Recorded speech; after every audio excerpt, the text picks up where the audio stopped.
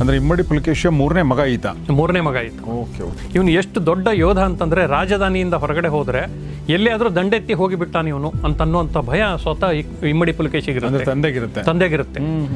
ಇಮ್ಮಡಿ ಪುಲಕೇಶಿಯ ನಂತರ ಬರುವಂಥ ಅತ್ಯಂತ ಮಹತ್ವದ ರಾಜರಲ್ಲಿ ಒಬ್ಬನಾಗಿರುವಂಥ ವಿಕ್ರಮಾದಿತ್ಯನ ಬಗ್ಗೆ ಬರೆದಿರುವಂಥ ಪುಸ್ತಕ ಇದು. ಸೊ ಉತ್ತರಾಧಿಕಾರತ್ವ ಅನ್ನೋದು ಇದೆಲ್ಲ ಅದು ಬಹಳ ಸೂಕ್ಷ್ಮ ವಿಚಾರ. ಅದು ಪುಲಕೇಶಿಯ ಸಾಮ್ರಾಜ್ಯದಲ್ಲಿ ಅತ್ಯಂತ ಡೇಂಜರಸ್ ಮಾರಣಾಂತಿಕವಾದಂಥ ಆಯುಧ ಅಂತಂದರೆ ವಿಕ್ರಮಾದಿತ್ಯ. ಅವನು ಈಗ ಎಲ್ಲೋ ಎಸ್ಕೇಪ್ ಆದ ಅಂತಂದರೆ ಮುಂದೆ ಒಂದು ದಿವಸ ನಮಗೆ ಒಂದು ದಿವಸ ಅದು ಬುಡಕ್ಕೆ ಬರೋವಂಥ ಒಂದು ಇದು. ಎಷ್ಟು ವರ್ಷಗಳ ಕಾಲ ಆಳಿರುವಂಥದ್ದು? 90 ವರ್ಷಗಳ ಕಾಲ ಬದಾಮಿಯ ಮೇಲೆ ಯಾವುದೇ ಒಂದು ಸಣ್ಣ ದಾಳಿಯ ಷಡ್ಯಂತ್ರ ಕೂಡ ನಡೆಯೋದಿಲ್ಲ. ಅಂದರೆ ಇವನು ಸ್ಥಾಪಿಸಿದಂಥ ಭಯ, ಬೇರೆ ಒಂದು ಶತ್ರುಗಳ ಮೇಲೆ ಇಟ್ಟಂಥ ನಿಯಂತ್ರಣ ಇರುತ್ತೆ. ಇವನು ಮುಂದಿನ 2 ಜನರೇಷನ್ ನರ್ಮದಾ ನದಿಯ ತೀರದ ತುದಿಯವರೆಗೆ ಅವನು ತನ್ನ ಸಾಮ್ರಾಜ್ಯವನ್ನು ವಿಸ್ತಾರ ಮಾಡ್ತಾನೆ. ಅವನು ಪುನಃ ಒಂದು ಸ್ಥಾಪನೆ ಒಂದಿದು. ಆ ಒಂದು ಇದನ್ನು ಕೂಡ ನೀವು ಹಾಕಿದ್ರೆ ಇಲ್ಲಿ ಮ್ಯಾಪ್ ಹಾಕಿದ್ದೀರಾ. ಕನ್ನಡದ ಇತಿಹಾಸದಲ್ಲಿ ಲಂಕೆಯವರೆಗೆ ಸಮುದ್ರದ ಮೂಲಕ ಹೋಗಿ ಗೆದ್ದಿರುವಂಥ ಏಕೈಕ ಸಾಮ್ರಾಟ ಅಂದರೆ ವಿನಯಾದಿತ್ಯ, ವಿಕ್ರಮಾದಿತ್ಯನ ಮಗ. ನಮಗೆ ಅವನ ಹೆಸರು ಒಂದು ಲೈನ್ ಕೂಡ ಇಲ್ಲ ನಮ್ಮ ಇತಿಹಾಸದಲ್ಲಿ.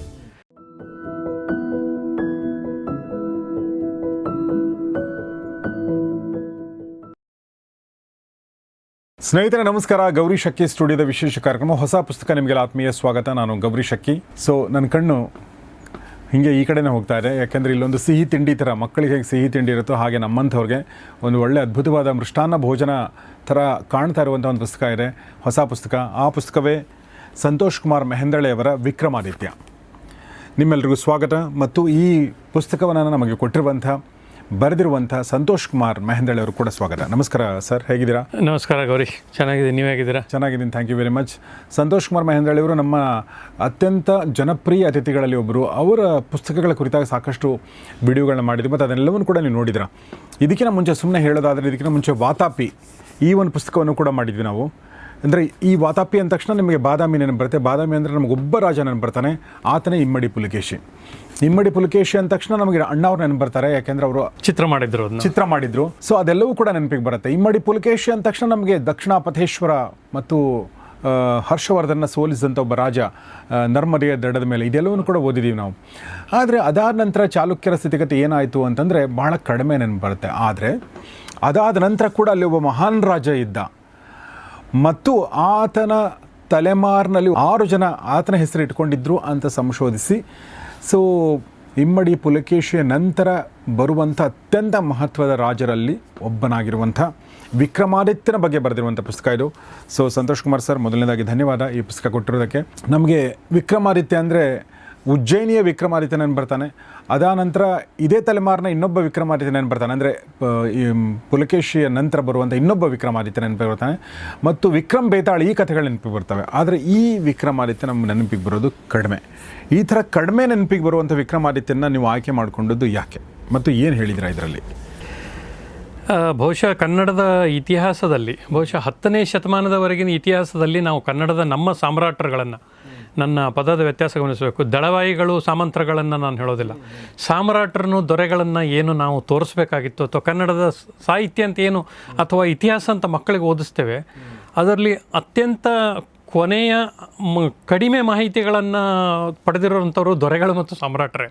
ಅಂಥದ್ರಲ್ಲಿ ವಿಕ್ರಮಾದಿತ್ಯ ಕೂಡ ಒಬ್ಬ. ಯಾಕೆಂದರೆ ನಾವು ಮಯೂರವರ್ಮನ ಬಗ್ಗೆನೂ ಓದಿಲ್ಲ, ನಂತರದಲ್ಲಿ ಇಲ್ಲೇ ಚರ್ಚೆ ಮಾಡಿದ್ವಿ, ವೈಜಯಂತಿಪುರ ಪುಸ್ತಕ ಬಗ್ಗೆ ಇದು ಮಾಡಿದ್ವಿ. ಇವತ್ತು 12ನೇ ಎಡಿಷನ್ ಓಡ್ತಾ ಇದೆ ಅದು. ಅದರ ನಂತರ ನೀವೇ ಪರಿಚಯ ಮಾಡಿದಂಥ ವಾತಾಪಿ ಇಮ್ಮಡಿ ಪುಲಕೇಶಿ 1 ವರ್ಷದಲ್ಲಿ 8 ಎಡಿಷನ್ ಓದಿದ್ದಾರೆ ಕನ್ನಡದ ಓದುಗರು. ಹಾಗಾಗಿ ಹೌದು. ಇದರ ನಂತರದಲ್ಲಿ ಕೂಡ ಚಾಲುಕ್ಯ ಇತಿಹಾಸದಲ್ಲಿ ಅತ್ಯಂತ ಪ್ರಮುಖವಾದಂಥ ಘಟ್ಟ. ಯಾಕೆಂದರೆ ಇಮ್ಮಡಿ ಪುಲಕೇಶಿ ಅಂತ ಸಾಮ್ರಾಟ ಆಗಿ ಹೋದ ನಂತರ ಒಂಥರ ನಿರ್ವಾತ ಕ್ರಿಯೇಟ್ ಆಗಿಬಿಡುತ್ತೆ. ಯಾಕಂತಂದರೆ ಪಲ್ಲವರು ಆಕ್ರಮಣ ಮಾಡ್ತಾರೆ, ವಾತಾಪಿಯನ್ನು ವಶಪಡಿಸ್ಕೊಳ್ತಾರೆ. ಒನ್ಸ್ ಅಗೇನ್ ಏನಂದರೆ ಅಷ್ಟು ದೊಡ್ಡ ಸಾಮ್ರಾಜ್ಯ, ವೈಭವೋಪೇತವಾದಂಥ ಕಾಲಾವಧಿ ಅದು. ಇಮ್ಮಡಿ ಪುಲಕೇಶಿ, ದಕ್ಷಿಣಾಪಥೇಶ್ವರ, ಇಡೀ ನಮ್ಮ ಕರ್ನಾಟಕದ ಇತಿಹಾಸಕ್ಕೆ ಮತ್ತೊಬ್ಬನಿಗೆ ಆ ಬಿರುದು ಸಿಕ್ಕೇ ಇಲ್ಲ. ಅಂಥ ಸಂದರ್ಭದಲ್ಲಿ ಆ ಒಂದು ಸಂಸ್ಥಾನ, ಒಂದು ಸಾಮ್ರಾಜ್ಯವನ್ನು ಮರಳಿ ಪಡಿಬೇಕಲ್ಲ, ಅದನ್ನು ವಾಪಸ್ಸು ವಾತಾಪಿಯ ಒಂದು ಇದು ಸ್ಥಾಪನೆ ಮಾಡಬೇಕು. ಅಂಥ ಒಂದು ಜವಾಬ್ದಾರಿ ಮತ್ತು ಅದರ ಮರುವೈಭವ ಸ್ಥಾಪನೆ ಮಾಡಿದನು ಅವನ 3ನೇ ಮಗ ವಿಕ್ರಮಾದಿತ್ಯ. ಅಂದರೆ ಇಮ್ಮಡಿ ಪುಲಕೇಶಿಯ 3ನೇ ಮಗ ಈತ. ಓಕೆ.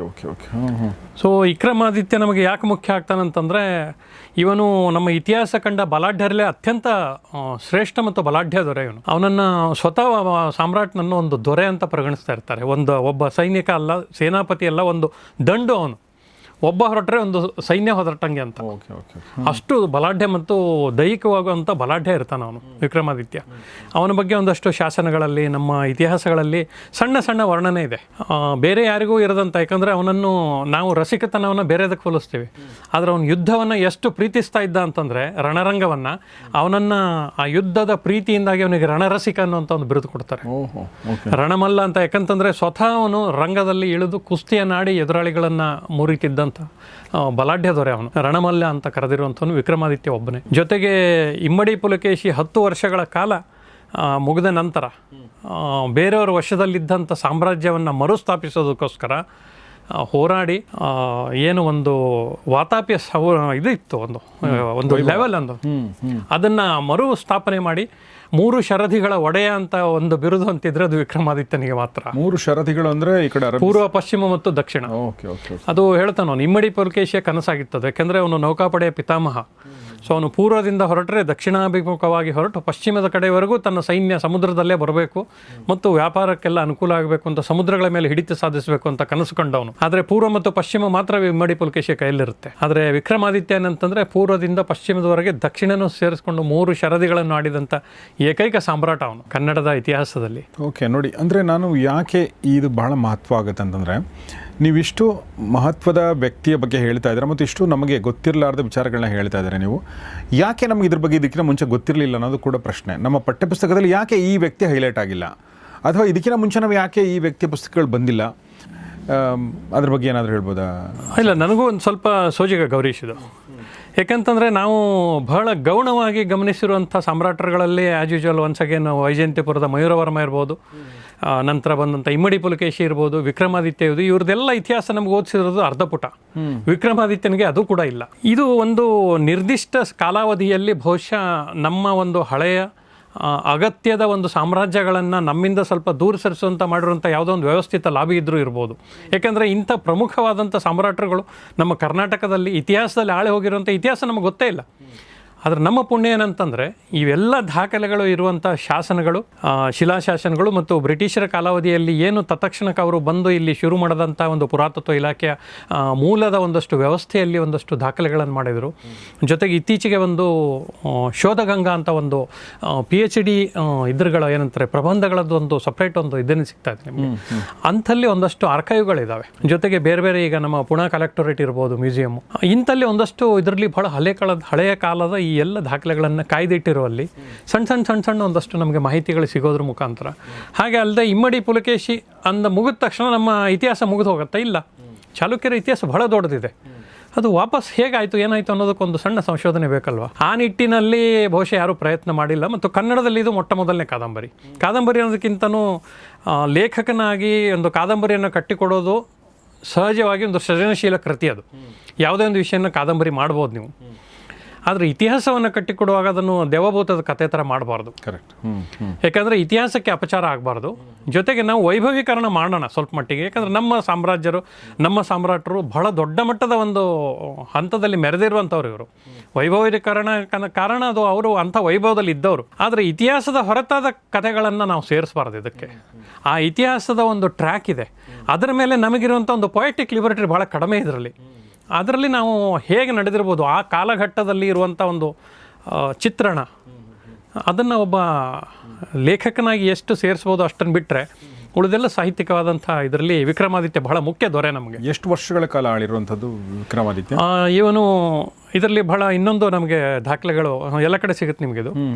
ಅವನು ಸ್ವತಃ ಸಾಮ್ರಾಜ್ಯ 30 ವರ್ಷ ಆಳ್ತಾನೆ. ಆದರೆ ಅವನು ಗೆದ್ದ ನಂತರ ಈ ಸರ್ವ ಶರಧಿಗಳ ಆಳುಪ ಅಂತೇಳಿ ಅವನಿಗೊಂದು ಇದು ಬರುತ್ತೆ, ಅಂದರೆ ಒಡೆಯ ಅಂತ. ಅದರ ನಂತರದಲ್ಲಿ 90 ವರ್ಷಗಳ ಕಾಲ ಬದಾಮಿಯ ಮೇಲೆ ಯಾವುದೇ ಒಂದು ಸಣ್ಣ ದಾಳಿಯ ಷಡ್ಯಂತ್ರ ಕೂಡ ನಡೆಯೋದಿಲ್ಲ. ಅಂದರೆ ಇವನು ಸ್ಥಾಪಿಸಿದಂಥ ಭಯ, ಒಂದು ಬೇರೆ ಒಂದು ಶತ್ರುಗಳ ಮೇಲೆ ಇಟ್ಟಂಥ ನಿಯಂತ್ರಣ ಇರುತ್ತೆ. ಇವನ ಮುಂದಿನ 2 ಜನರೇಷನ್, ವಿನಯಾದಿತ್ಯ ಮತ್ತು ವಿಜಯಾದಿತ್ಯ ಅಂತ ಇವನ ಮಕ್ಕಳ ಮುಂದಿನ ಜನರೇಷನ್ ಇದೆ. ಅವರು ಸ್ವತಂತ್ರವಾಗಿ ಆಳಿ ಹೋದಂಥ 30 ವರ್ಷಗಳ ಕಾಲ ಅವರು ಆಳ್ತಾರೆ. ಸುಮಾರು 90 ವರ್ಷಗಳ ಕಾಲ ವಿಕ್ರಮಾದಿತ್ಯನ ಹೆಸರಲ್ಲಿ ವಾತಾಪಿ ವೈಭವವನ್ನು ಕಾಣುತ್ತೆ. ವಿಕ್ರಮಾದಿತ್ಯನ ಮಹತ್ವವನ್ನು ತೋರಿಸುವಂಥ, ಅಥವಾ ಆತನ ರಣರೋಚಕತೆಯನ್ನು ತೋರಿಸುವಂಥ, ಅಥವಾ ಆತನ ವ್ಯಕ್ತಿತ್ವವನ್ನು ಕಟ್ಟಿಕೊಡುವಂಥ ಯಾವುದೋ ಒಂದು ಘಟನೆ, ಅಂದರೆ ಇತಿಹಾಸದಲ್ಲಿ ನಡೆದಂಥದ್ದು ನೀವು ಸಂಶೋಧಿಸಿರುವಂಥ ಯಾವುದೋ ಘಟನೆನ ನಮ್ಮ ಜೊತೆ ಹಂಚಿಕೊಳ್ಬೋದಾ ಸರ್? ವಿಕ್ರಮಾದಿತ್ಯ ಇಮ್ಮಡಿಯ ಪುಲಕೇಶಿಯ ಕಾಲದಲ್ಲಿಯೇ ತನ್ನ ಪರಾಕ್ರಮವನ್ನು ಸಾಬೀತು ಮಾಡಿರುವಂಥ ಒಬ್ಬ ಮಹಾನ್ ದಂಡನಾಯಕ ಅವನು. ಆದರೆ ಏನಾಗಿರುತ್ತೆ ಕೇಳಿದರೆ ಇಮ್ಮಡಿ ಪುಲಕೇಶಿ ಸರ್ವ ದಕ್ಷಿಣವನ್ನು ಗೆದ್ದು ಬಿಟ್ಟಿರ್ತಾನೆ, ಪಲ್ಲವರ ಸಾಮಂತಿಕೆ ಆಗಿಬಿಟ್ಟಿರುತ್ತೆ. ಅಲ್ಲಿ ಒಂದು ಎಂಥ ಒಂದು ಇದನ್ನಿದೆ ಅಂತಂದರೆ ಕೌಟುಂಬಿಕವಾದಂಥ ಈಗಿರುವಂಥ ಕಲಹಗಳು ಆವಾಗಲೂ ಹೇಗಿತ್ತು ಅಂತ ಅನ್ನೋದಕ್ಕೆ ಇವನು ವಿಕ್ರಮಾದಿತ್ಯ ಮೇಲೆ ಇಮ್ಮಡಿ ಪುಲಕೇಶಿ ಬಹಳ ದೊಡ್ಡ ಹಿಡಿತ ಇಟ್ಟಿರ್ತಾನೆ. ಯಾಕೆಂದರೆ ಇವನು ಎಷ್ಟು ದೊಡ್ಡ ಯೋಧ ಅಂತಂದರೆ ರಾಜಧಾನಿಯಿಂದ ಹೊರಗಡೆ ಹೋದರೆ ಎಲ್ಲಿಯಾದರೂ ದಂಡೆತ್ತಿ ಹೋಗಿಬಿಟ್ಟಾನ ಇವನು ಅಂತ ಅನ್ನುವಂಥ ಭಯ ಸ್ವತಃ ಇಮ್ಮಡಿ ಪುಲಕೇಶಿಗಿರುತ್ತೆ, ತಂದೆಗಿರುತ್ತೆ. ಹಾಗಾಗಿ ಏನಂತಂದರೆ ಅವನು ತನ್ನ ಜೊತೆಗೆ ಇಟ್ಕೊಂಡಿರ್ತಾನೆ. ಕೊನೆಯವರೆಗೂ ವಿಕ್ರಮಾದಿತ್ಯ ಇಮ್ಮಡಿ ಪುಲಕೇಶಿ ಅನ್ನೋಂಥ ದೊಡ್ಡ ಆಲದ ಮರ ಅನ್ನುವಂಥ ಒಂದು ಗೌರವದಿಂದ ನಡ್ಕೊಂಡಂಥ ಒಂದು ರಾಜ್ಕುಮಾರ ಅವನು, ಯುವರಾಜ. ಆದರೆ ಏನು ಒಂದು ಹೊರಗಡೆ ಷಡ್ಯಂತ್ರ ನಡೆಯುತ್ತೆ, ಇಮ್ಮಡಿ ಪುಲಕೇಶಿಯನ್ನು ಮುಗಿಸ್ಬೇಕು, ಹೇಗಾದರೂ ಮಾಡಿ ಅವನನ್ನು ಒಂದು ಇದು ಮಾಡಬೇಕು ಅಂತಂದಾಗ ಒಂದು ಸತತವಾದ 1 ದಶಕಗಳ ಕಾಲ ಅವರು ಮೊದಲು ಇದನ್ನು ಮಾಡ್ತಾರೆ, ತಯಾರಿ ಮಾಡ್ಕೊಳ್ತಾರೆ. ಪಲ್ಲವರು, ಕಲಚೂರಿಗಳು ಮತ್ತು ಜೊತೆಗೆ ಇವನು ಸ್ವತಃ ತಮ್ಮನಾದಂಥ ಕುಬ್ಜ ವಿಷ್ಣುವರ್ಧನ, ಇನ್ನೊಂದು ಕಡೆ ಇದ್ದಂಥ ಇವನ ಮಕ್ಕಳಾದಂಥ ಚಂದ್ರಾದಿತ್ಯ, ಆದಿತ್ಯವರ್ಮ, ಇವರು ಎಲ್ಲರೂ ಒಂದು ಆ ಷಡ್ಯಂತ್ರದಲ್ಲಿ ಪಾಲ್ಗಾರರು. ಓಕೆ, ಅವ್ರಿಗೆ ಒಂದೇ ಭಯ ಇರುತ್ತೆ, ಇಮ್ಮಡಿ ಪುಲಕೇಶಿ ಮತ್ತು ವಿಕ್ರಮಾದಿತ್ಯನನ್ನು ಒಟ್ಟಿಗೆ ಇದ್ದಾಗ ಎದುರಿಸೋದು ಯಾರಿಂದಲೂ ಸಾಧ್ಯ ಇಲ್ಲ, ಇವರಿಬ್ಬರನ್ನು ಫಸ್ಟ್ ಬೇರ್ಪಡಿಸಬೇಕು.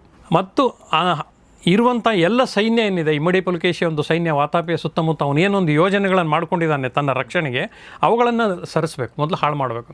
ಅದಕ್ಕೆ ತೆಗೆದುಕೊಂಡ ಕಾಲಾವಧಿ 1 ದಶಕ. ಓಕೆ ಓಕೆ ಅಂದರೆ ಅಂದ್ರೆ ತಯಾರಿ ಅದಷ್ಟು.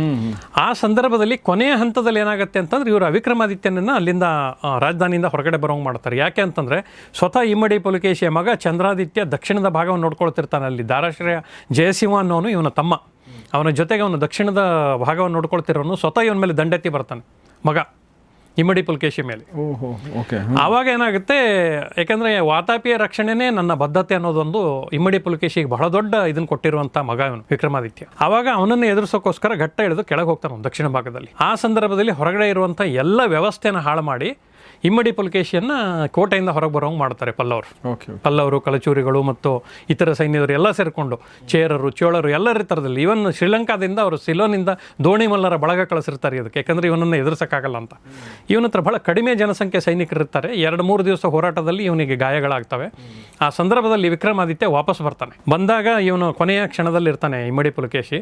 ಇಮ್ಮಡಿ ಪುಲಕೇಶಿ ಇವನಿಗೆ ಮುಂದಿನ ರಾಜ್ಯಭಾರ ವಹಿಸಿಕೊಡುವಂಥ ಒಂದು ಇದನ್ನು ಜವಾಬ್ದಾರಿ ಇದೆ ಅಂದಾಗ ಇವನು ಮಾತು ಕೊಡ್ತಾನೆ, ವಾತಾಪಿಯ ಸಂಪೂರ್ಣ ವೈಭವವನ್ನು ಮರುಸ್ಥಾಪನೆ ಮಾಡೋದೇ ನಂದು ಏಕೈಕ ಗುರಿ ಅಂತ ವಿಕ್ರಮಾದಿತ್ಯ.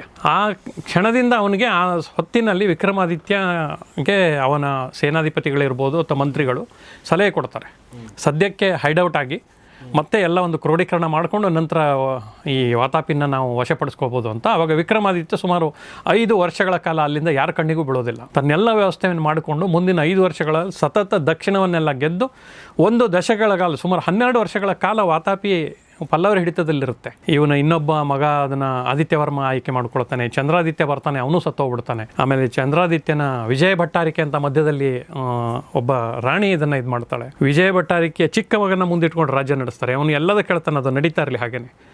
ವಾತಾಪಿಯ ವೈಭವವನ್ನು ನಾನು ಮರುಸ್ಥಾಪನೆ ಯಾವಾಗ ಮಾಡೋದು ಅಂದರೆ ಇದಕ್ಕೆಲ್ಲ ಕಾರಣ ಆಗಿರುವಂಥ ಒಂದು ಏನು ವ್ಯವಸ್ಥೆ ಇದೆಯಲ್ಲ, ಇದನ್ನು ಸದೆ ಬಡಿದು ವಾಪಸ್ ಬರ್ತೀನಿ ವಾತಾಪಿಗೆ ಅಂತ. ಇವ್ರನ್ನೆಲ್ಲ ಗೆದ್ದು ವಾಪಸ್ ಬರ್ತಾನೆ. 12 ವರ್ಷಗಳ ನಂತರ ಸಿಂಹಾಸನವನ್ನು ವಿಕ್ರಮಾದಿತ್ಯ ಹೇಳ್ತಾನೆ. ಅಲ್ಲಿಂದ ಸತತವಾಗಿ 25 ವರ್ಷಗಳ ಕಾಲ ಅವನ ಇದು ನಡೆಯುತ್ತೆ. Okay, very nice. ಇನ್ನೊಂದು ನೀವು 2 ಇಂಪಾರ್ಟೆಂಟ್ ಪಾಯಿಂಟ್ ಕೇಳಬೇಕು. ಒಂದು, ಕೌಟುಂಬಿಕ ಕಲಹ ಅವಾಗಲೂ ಇತ್ತು ಅನ್ನೋ ಮಾತು ಹೇಳಿದ್ರೆ. 2ನೇ ಪಾಯಿಂಟ್ ಏನಂದರೆ ಇವನು 3ನೇ ಮಗ ಇಮ್ಮಡಿ ಪುಲಕೇಶಿದು. ಯೂಶಲಿ ಚೊಚ್ಚಲ ಮಗ ಅಂದರೆ ಮೊದಲನೇ ಮಗ ಚಂದ್ರಾದಿತ್ಯನಿಗೆ ಉತ್ತರಾಧಿಕಾರಿ ಆಗುವಂಥದ್ದು. ಬಟ್ ಇಲ್ಲಿ ಏನಾಗುತ್ತೆ, ಇಲ್ಲ, ಅಲ್ಲಿ ಇಮ್ಮಡಿ ಪುಲಕೇಶಿಯ ನಂತರ ಅಷ್ಟು ದೊಡ್ಡ ಭಾರ ಹೊರುವಂಥ ಕೆಪಾಸಿಟಿ ಇದ್ದಿದ್ದೇ ವಿಕ್ರಮಾದಿತ್ಯನಿಗೆ. ಏಕೆಂದರೆ ಅದನ್ನು ವಿಕ್ರಮಾದಿತ್ಯನ ಇಮ್ಮಡಿ ಪುಲಕೇಶಿಯ ಕಾಲದಲ್ಲಿಯೇ ಒಂದು ಘಟನೆ ನಡೆಯುತ್ತೆ, ಮ್ಲೇಚ್ಛರ ದಾಳಿ ಆಗುತ್ತೆ. ಈ ಇರಾನ್, ಪರ್ಷಿಯಾ ಈ ಕಡೆ ಆ ಕಡೆಯಿಂದ ಬಂದಂಥ ಒಂದು ಸಮುದ್ರ ದಾಳಿ ಆಗುತ್ತೆ. ನಾನು ವಾತಾಪಿಯಲ್ಲಿ ಆ ಬಗ್ಗೆ ಮಾತಾಡಿದ್ದೇವೆ ನಾವು. ಆವಾಗ ಏನಾಗುತ್ತೆ ಅಂದರೆ ಅಷ್ಟೊತ್ತಿಗಾಗಲೇ ಅವನ ಕುಟುಂಬ ಕಲಹ ಒಳಗೊಳಗೆ ಉಲ್ಬಣಗೊಂಡು ಬಿಟ್ಟಿರುತ್ತೆ. ಆದಿತ್ಯವರ್ಮ ದೂರ ಹೋಗಿರ್ತಾನೆ, ಚಂದ್ರಾದಿತ್ಯ ದೂರ ಹೋಗಿರ್ತಾನೆ. ಮೊದಲು ಅವರಿಗಿದ್ದ ಕಾರಣಗಳೇನೆಂದರೆ ಇಮ್ಮಡಿ ಪುಲಕೇಶಿ ಅಂತ ಸಾಮ್ರಾಟ ಇರೋ ತನಕ ಬೇರೆಯವರಲ್ಲಿ ರಾಜನಾಗುವಂಥದ್ದು ಕನಸಿನ ಮಾತು. ಕರೆಕ್ಟ್. ಯಾಕಂದರೆ ಅಷ್ಟು ದೊಡ್ಡ ಇದವನು ಸಾಮ್ರಾಟ. ಅವನು ಬಿಟ್ಟು ಕೊಡೋದು ಸಾಧ್ಯತೆ ಇರೋದಿಲ್ಲ. ಯಾಕಂದರೆ ಅವನು ಕೂತಿರೋ ತನಕ ಅವನೇ ಪರಮೇಶ್ವರ, ಅವನನ್ನು ಚಾಲುಕ್ಯ ಪರಮೇಶ್ವರ ಅಂತ ಕರಿತಾ ಇದ್ರು. ಈಗ ನಮಗೇನು ಇಲ್ವೇ ಇಲ್ಲ ಹಾಗಿದ್ರೆ, ಮಕ್ಕಳಿಗೆ ಇದೊಂಥರದ್ದು. ಜೊತೆಗೆ ಅವನ ತಮ್ಮಂದ್ರಿಗೆ ಏನಂದರೆ ಇಮ್ಮಡಿ ಪುಲಕೇಶಿ ಗೆದ್ದು ಒಂದಷ್ಟು ಭಾಗ ಕೊಟ್ಟಿರ್ತಾನೆ, ಅಲ್ಲಿ ಏನೋ ಮಾಡ್ಕೊಂಡಿರ್ತಾರೆ. ಈಗ ಆದರೆ ಇಮ್ಮಡಿ ಪುಲಕೇಶಿಯ ಕೊಟ್ಟ ಒಂದು ಭಾಗವನ್ನು ಆಯ್ಕೆ ಮಾಡ್ಕೊಂಡಿರೋಂಥ ವ್ಯಂಗ್ಯ ಚಾಲುಕ್ಯರಂತೂ ಮುಂದೆ ಬರುತ್ತೆ ನೋಡಿ ನೀವು. ಆ ವ್ಯಂಗ್ಯನ ಆಳ್ತಾ ಇದ್ದವನು ಕುಬ್ಜ ವಿಷ್ಣುವರ್ಧನ ಅಂತ. Okay okay. ಕುಬ್ಜ ವಿಷ್ಣುವರ್ಧನ ಅದೃಷ್ಟ ನೋಡಿ, ಇಮ್ಮಡಿ ಪುಲಕೇಶಿ ರಾಜ್ಯ ಕೊಟ್ಟ ಕಾರಣಕ್ಕೆ ವೆಂಗಿ ಚಾಲುಕ್ಯರು ಅಂತ ಅವನ ಹೆಸರಲ್ಲಿ ಬೆಳೆದೋಗ್ಬಿಡುತ್ತದು. ಯಾಕೆಂದ್ರೆ ಅವನು ಜೀವನದಲ್ಲೇ ಒಂದು ಯುದ್ಧ ಮಾಡಿದವನಲ್ಲ, ಆದ್ರೆ ಒಬ್ಬ ಸಾಮ್ರಾಟ್ನಾಗ ಹೆಸರು ಪಡೆದು ಬಿಡ್ತಾನೆ ಅವನು ಇವನಿಂದಾಗಿ. ಓಕೆ. ಆದರೆ ಯಾರಿಗೂ ಏನಂತಂದ್ರೆ ಇಮ್ಮಡಿ ಪುಲಕೇಶಿಯ ಕಾಲಾವಧಿಯಲ್ಲಿ ಅದನ್ನು ದಕ್ಕಿಸ್ಕೊಳ್ಳುವಂಥದ್ದು ಧೈರ್ಯನೂ ಇರೋದಿಲ್ಲ, ದಕ್ಷತೆನೂ ಇರೋದಿಲ್ಲ. ಆ ದಕ್ಷತೆ ಇದ್ದಿದ್ದು ವಿಕ್ರಮಾದಿತ್ಯನಿಗೆ ಮಾತ್ರ. ಹಾಗಾಗಿ ಇಮ್ಮಡಿ ಪುಲಕೇಶಿ ಇವನನ್ನು ಬಹಳ ಇದು ಮಾಡ್ತಾ ಇರ್ತಾನೆ. ಮುಂದೆ ಸಾಮ್ರಾಜ್ಯ ಕಾಯ್ಕೊಳ್ಬಹುದಾದಂಥ ಮತ್ತು ಎಲ್ಲ ರೀತಿಯಲ್ಲೂ ಸೈನ್ಯ ದಂಡನಾಯಕತ್ವ ಇರ್ಬೋದು ವಿಕ್ರಮಾದಿತ್ಯ. ಹಾಗಾಗಿ ಇವನು ಇದು ಉಳಿದವ್ರಿಗೆ ಏನಾಗುತ್ತೆ ಅಂದರೆ ಖಂಡಿತವಾಗ್ಲೂ ಇಮ್ಮಡಿ ಪುಲಕೇಶಿ ನಂತರ ಬರೋನು ವಿಕ್ರಮಾದಿತ್ಯನೇ ಅನ್ನೋದು ಒಂದು ಇದು ಬಂದ್ಬಿಟ್ಟಿರುತ್ತೆ. ಹಾಗಾಗಿ ಮೊದಲನೇ ಮಗ ಮತ್ತು ಎರಡನೇ ಮಗ ಇವರಿಬ್ಬರಿಗೂ ಏನಾಗುತ್ತೆ ಕೇಳಿದ್ರೆ ಈ ರಾಜ್ಯ ನಮಗೆ ದಕ್ಕೋದಿಲ್ಲ ಇನ್ನು. ಹಾಗಾಗಿ ವಿಕ್ರಮಾದಿತ್ಯ ಮತ್ತು ಇವರನ್ನು ಸಪ್ರೇಟ್ ಮಾಡ್ತಾರೆ. ಇದು ಇಂಟರ್ನಲ್ ಇದ್ದಿದ್ದೇ ಇದು ಕಾನ್ಫ್ಲಿಕ್ಟ್ ಅವಾಗೂ ಕೂಡ. ಸೊ ಉತ್ತರಾಧಿಕಾರತ್ವ ಅನ್ನೋದು ಇದೆಲ್ಲ ಅದು ಭಾಳ ಸೂಕ್ಷ್ಮ ವಿಚಾರ. ಅದು ಯಾವಾಗ ತುಂಬ ಡೆಲಿಕೇಟ್ ಆಗಿಬಿಡುತ್ತೆ ಅಂದರೆ ಚೊಚ್ಚಲ ಮಗನಿಗೆ ಶಕ್ತಿ ಇಲ್ಲ, ಎರಡನೇ ಅಥವಾ ಮೂರನೇ ಮಗನಿಗೆ ಶಕ್ತಿ ಇದೆ ಅಂತಂದಾಗ ಇನ್ನೂ ಕಾಂಪ್ಲಿಕೇಟೆಡ್ ಆಗ್ಬಿಡುತ್ತೆ. ಅದೇ ಥರದ್ದು ಇಲ್ಲ ಆಗಿದೆ ಅಂತ ಗೊತ್ತಾಗುತ್ತೆ ನನಗೆ. ನಾನು ಮೆಹೆಂದಳೆ ಅವ್ರ ಬಗ್ಗೆ ನಿಮಗೆ ಹೇಳಬೇಕು ಅಂದರೆ ಅವ್ರದ್ದೊಂದು ಹೆಗ್ಗಳಿಕೆ ಇದೆ. ಅದು ಏನಂತಂದರೆ ಅವರು ಕನ್ನಡದ ಅಥವಾ ಜಗತ್ತಿನ ಪ್ರಾಯಶಃ ಒಬ್ಬ ಏಕಮಾತ್ರ ಲೇಖಕರು. ಏನು ಹೇಳ್ತಾರೆ ಅಂದರೆ ಅವರು ಪುಸ್ತಕವನ್ನು ಖರೀದಿ ಮಾಡಿ ಅಕಸ್ಮಾತ್ ನಿಮಗೆ ಪುಸ್ತಕ ಇಷ್ಟ ಆಗದೇ ಇದ್ದರೆ ಅಥವಾ ಸಮಾಧಾನ ತರದಿದ್ದರೆ ನಿಮ್ಮ ದುಡ್ಡಿಗೆ ಅದು ವ್ಯಾಲ್ಯೂ ಅಲ್ಲ ಅಂತ ನಿಮ್ಗೆ ಅನಿಸಿದರೆ ನಾನು ವಾಪಸ್ ನಿಮಗೆ ದುಡ್ಡು ಕೊಡ್ತೀನಿ ಅಂತ ಹೇಳಿರುವಂಥ ಲೇಖಕ ಅದು.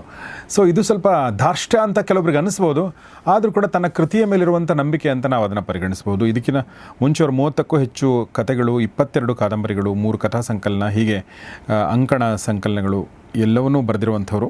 ಅಘೋರಿಗಳ ಲೋಕದಲ್ಲಿ, ಮಹಾಪತನ, ಮಂಗಳಮುಖಿಯರ ಸಂಘದಲ್ಲಿ, ಯಾವ ಪ್ರೀತಿಯೂ ಅನೈತಿಕವಲ್ಲ, ಹೀಗೆ ನಾನು ಅಘೋರಿಯಲ್ಲ, the untold story of Kashmir ಅದು ಬರೆದಿದ್ದಾರೆ, ವೈಜಯಂತಿಪುರ, ವಾತಾಪಿ, ಮತ್ತು ಈಗ ನಾವು ನೋಡ್ತಾ ಇರುವಂಥದ್ದು ಇದು ಇಮ್ಮಡಿ ಪುಲಕೇಶಿಯ ಪುತ್ರ ವಾತಾಪಿ 2 ಅಂದರೆ ವಾತಾಪಿ ಕಾದಂಬರಿಯ 2ನೇ ಭಾಗ ಇದು, ಅದುವೇ ವಿಕ್ರಮಾದಿತ್ಯ ನನ್ನ ಕೈಲಿರುವಂಥದ್ದು.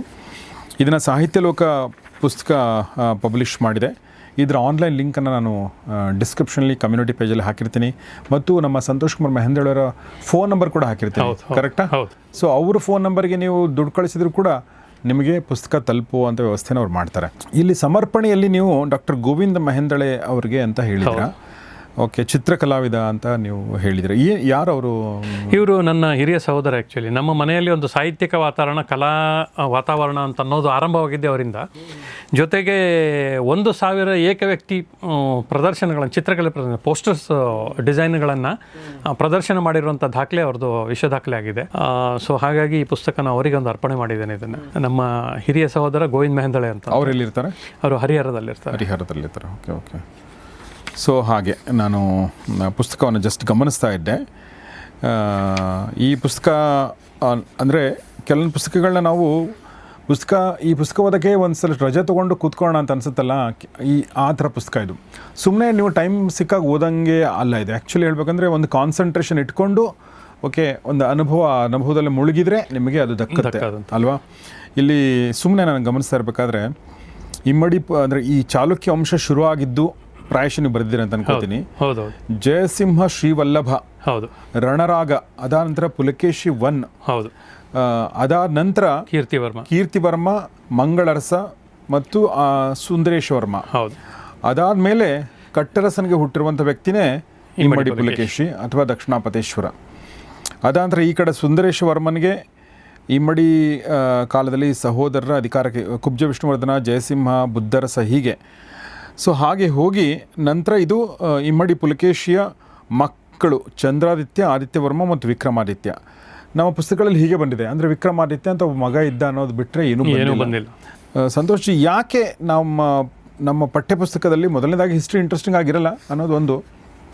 ಅಂದರೆ ಹಿಸ್ಟ್ರಿ ಇಂಟ್ರೆಸ್ಟಿಂಗ್ ಆಗಿರುತ್ತೆ, ಬಟ್ ಹೇಳುವ ರೀತಿ ಇಂಟ್ರೆಸ್ಟಿಂಗ್ ಆಗಿರಲ್ಲ. ನಾವು ಓದಿಸಬೇಕಾದ ರೀತಿ, ಇತಿಹಾಸ ಏನಿದೆ ಅದು ಪಠ್ಯಪುಸ್ತಕಗಳಲ್ಲಿ ಬಂದೇ ಇಲ್ಲ. ಬಹುಶಃ ಯಾಕಂತಂದರೆ ಇತಿಹಾಸವನ್ನು ಸೇರಿಸಬಲ್ಲಂಥ ಪರಿಣಿತರೇನಿದ್ದಾರೆ ಅವರಿಗೆ ಹೇಗೆ ಓದಿಸಬೇಕು ಅನ್ನೋವಂಥದ್ದು ಒಂದು ಅವರೇಜ್ ಒಂದು ಸಿಕ್ಕಿರಲಿಕ್ಕಿಲ್ಲ. ಇಲ್ಲದಿದ್ದರೆ ಸಿಕ್ಕಿರುವಂಥ, ಯಾಕಂದರೆ ಬರಹಗಾರನಾದವನಿಗೆ ಅದು ಪಠ್ಯಪುಸ್ತಕ ಇರಲಿ, ಕಾದಂಬರಿ ಇರಲಿ, ನಿಮಗೆ ಕೊಟ್ಟ ಸ್ಪೇಸ್ನಲ್ಲಿಯೇ ನಿಮಗೆ ಅದನ್ನು ಹಿಡಿಸಬಲ್ಲಂಥ ಬರಹಗಾರ ಇದ್ದರೆ ಮಾತ್ರ ಅವನು ಲೇಖಕ ಅಥವಾ ಸಾಹಿತಿ ಅವನು.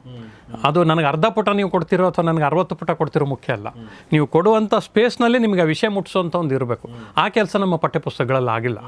ಹಾಗಾಗಿ ಇತಿಹಾಸ ಅಂದರೆ ಕಬ್ಬಿಣದ ಕಡಲೆ ಅನ್ನೋದು ಒಂದಾದರೆ, ಎರಡನೇದು ಅನ್ಸೋದೇನೆಂದರೆ, ಓಕೆ ನಿಮಗೆ ಅಂದರೆ ಇಂಟ್ರೆಸ್ಟಿಂಗ್ ಆಗಿ ಹೇಳಿಲ್ಲ ಅನ್ನೋದು ಒಂದಾದರೆ, ಇನ್ನೊಂದು ನನಗೆ ಭಾಳ ಮುಖ್ಯ ಅನಿಸೋವಂಥದ್ದು ಏನಂದರೆ, ಇತಿಹಾಸವನ್ನು ನಾವು ಯಾಕೆ ತಿಳ್ಕೊಳ್ಬೇಕು ಅಂತಂದರೆ ನಾವು ಮಾಡಿರೋ ತಪ್ಪುಗಳನ್ನ ನಾವು ಅರ್ಥ ಮಾಡ್ಕೊಳ್ಬೇಕು ಅನ್ನೋದು ಒಂದಾದರೆ, ಅದಕ್ಕಿಂತ ಮುಖ್ಯವಾಗಿ ನಾವು ಮಾಡಿರೋ ಸಾಧನೆಗಳ ಬಗ್ಗೆ ನಮಗೆ ಗೊತ್ತಿರಬೇಕು ಮತ್ತು ಅದ್ರ ಬಗ್ಗೆ ಹೆಮ್ಮೆ ಮೂಡಿಸುವಂಥ ಕೆಲಸ ಆಗಬೇಕು. ಮಾಡಿರುವಂಥ ಸಾಧನೆಗಳು ಮಾಡದೇ ಇರುವಂಥದ್ದಲ್ಲ ಅಲ್ವಾ? ಸೊ ನಾವು ಒಂದಷ್ಟು ವೈಭವದಿಂದ ಮೆರೆದಿದ್ದೀವಿ, ಒಂದಷ್ಟು ನಾವು ಒಳ್ಳೆ ಕೆಲಸ ಮಾಡಿದ್ದೀವಿ ಅಂತ ಯಾವ ಒಂದು ಹೆಮ್ಮೆಯ ಅಂಶ ಕೂಡ ನನಗೆ ನೆನಪೇ ಇಲ್ಲ ಅಲ್ವಾ? ನಮಗೆ ಕಲಿಸೇ ಇಲ್ಲ ಅದನ್ನು. ಇದರಲ್ಲೂ ಅಷ್ಟೇ. ಈಗ ನಿಮಗೆ ಇಮ್ಮಡಿ ಪುಲಿಕೇಶಿ ಬಗ್ಗೆ ಒಂದಷ್ಟು ಗೊತ್ತಿದೆ. ಇದರಲ್ಲಿ ಪ್ರಮುಖವಾಗಿ ಹೇಳಬೇಕು ಅಂತಂದರೆ, ಭಾರತದ ಕಂಡಂತಹ ಇತಿಹಾಸದ ಯುದ್ಧಗಳಲ್ಲಿ ಇವನಷ್ಟು ದೀರ್ಘಾವಧಿ ಯುದ್ಧಗಳನ್ನು ಮಾಡಿದವರು ಯಾರೂ ಇಲ್ಲ.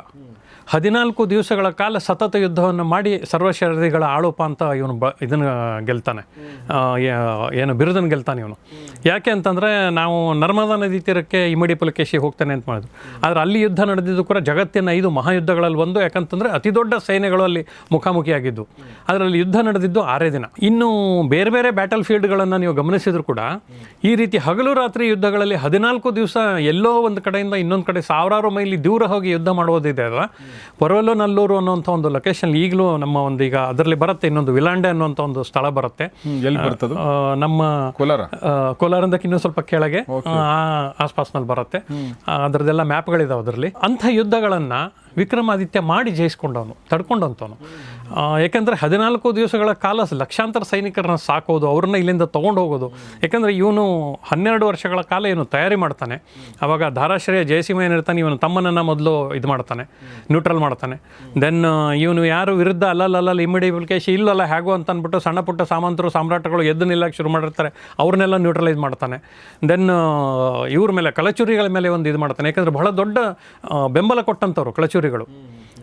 ಯಾರೋ ಇಮ್ಮಡಿ ಪುಲಿಕೇಶಿಯನ್ನು ಇದು ಮಾಡಬೇಕು ಅಂದಾಗ, ಸೋಲಿಸಬೇಕು ಅಂತಂದಾಗ ಕುಬ್ಜ ವಿಷ್ಣುವರ್ಧನ್ ಷಡ್ಯಂತ್ರನ ಇದು ಮಾಡ್ಬೇಕಂದಾಗ ಅವನಿಗೆ ಅವಶ್ಯಕತೆನೇ ಬೀಳೋದಿಲ್ಲ. ಯಾಕಂತಂದ್ರೆ ಇವನು ಯುದ್ಧದ ವೇಗಕ್ಕೆ ವಿಕ್ರಮಾದಿತ್ಯ ಬರ್ತಾನೆ ಅಂತಂದ್ರೆ ಎಷ್ಟೋ ರಣರಂಗ ಖಾಲಿ ಆಗ್ತಾ ಇರುತ್ತೆ. ಅಂಥ ದೊಡ್ಡ ಬಲಾಢ್ಯ ಇವನು. ಹಾಗಾಗಿ ಚಂದ್ರಾದಿತ್ಯನನ್ನು ಸೋಲಿಸ್ತಾನೆ. ಸ್ವತಃ ಅಣ್ಣನನ್ನು ಎದುರು ಮಾಡಲೇಬೇಕಾಗುತ್ತೆ. ಯಾಕಂತಂದ್ರೆ ಅವನಷ್ಟು ಬಹಳ ದೊಡ್ಡ ಸಾಮ್ರಾಜ್ಯ ಸೈನ್ಯ ಇರುತ್ತೆ. ಹಾಗಾಗಿ ಹೋಗಿ ಚಂದ್ರಾದಿತ್ಯನ ಮೇಲೆ ದಂಡಯಾತ್ರೆ ಮಾಡ್ತಾನೆ.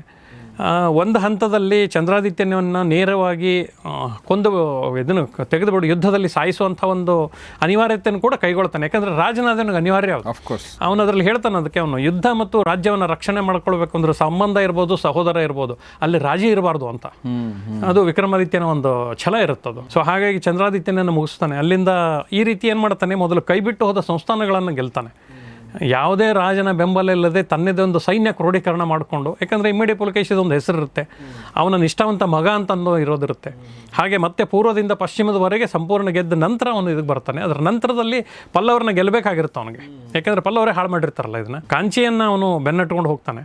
ಕಾಂಚಿಯಿಂದ ಅಲ್ಲಿದ್ದಂಥ ರಾಜ ಅವನು ಆಗಿನ ಮಹೇಂದ್ರ ವರ್ಮನ್, ನರಸಿಂಹವರ್ಮನ್ ಇಬ್ಬರು ಅಪ್ಪ ಮಗ ಮತ್ತು ಮೊಮ್ಮ 3 ಜನರೇಷನ್ ಇವನನ್ನು ಫೇಸ್ ಮಾಡ್ತಾರಲ್ಲ. ಆ್ಯಕ್ಚುಲಿ ಆ 3 ಜನರೇಷನ್ ಜೊತೆಗೆ ಇದಕ್ಕೆ ಮುಂಚೆ ಒಂದು ವಿಲಾಂಡೆ ಅಂತ ಒಂದು ಕದನ ಆಗುತ್ತೆ. ಯಾಕೆಂದರೆ ಗಂಗರ ಜೊತೆಗೆ ವೈವಾಹಿಕ ಸಂಬಂಧ ಇರುತ್ತೆ ಒಂದು.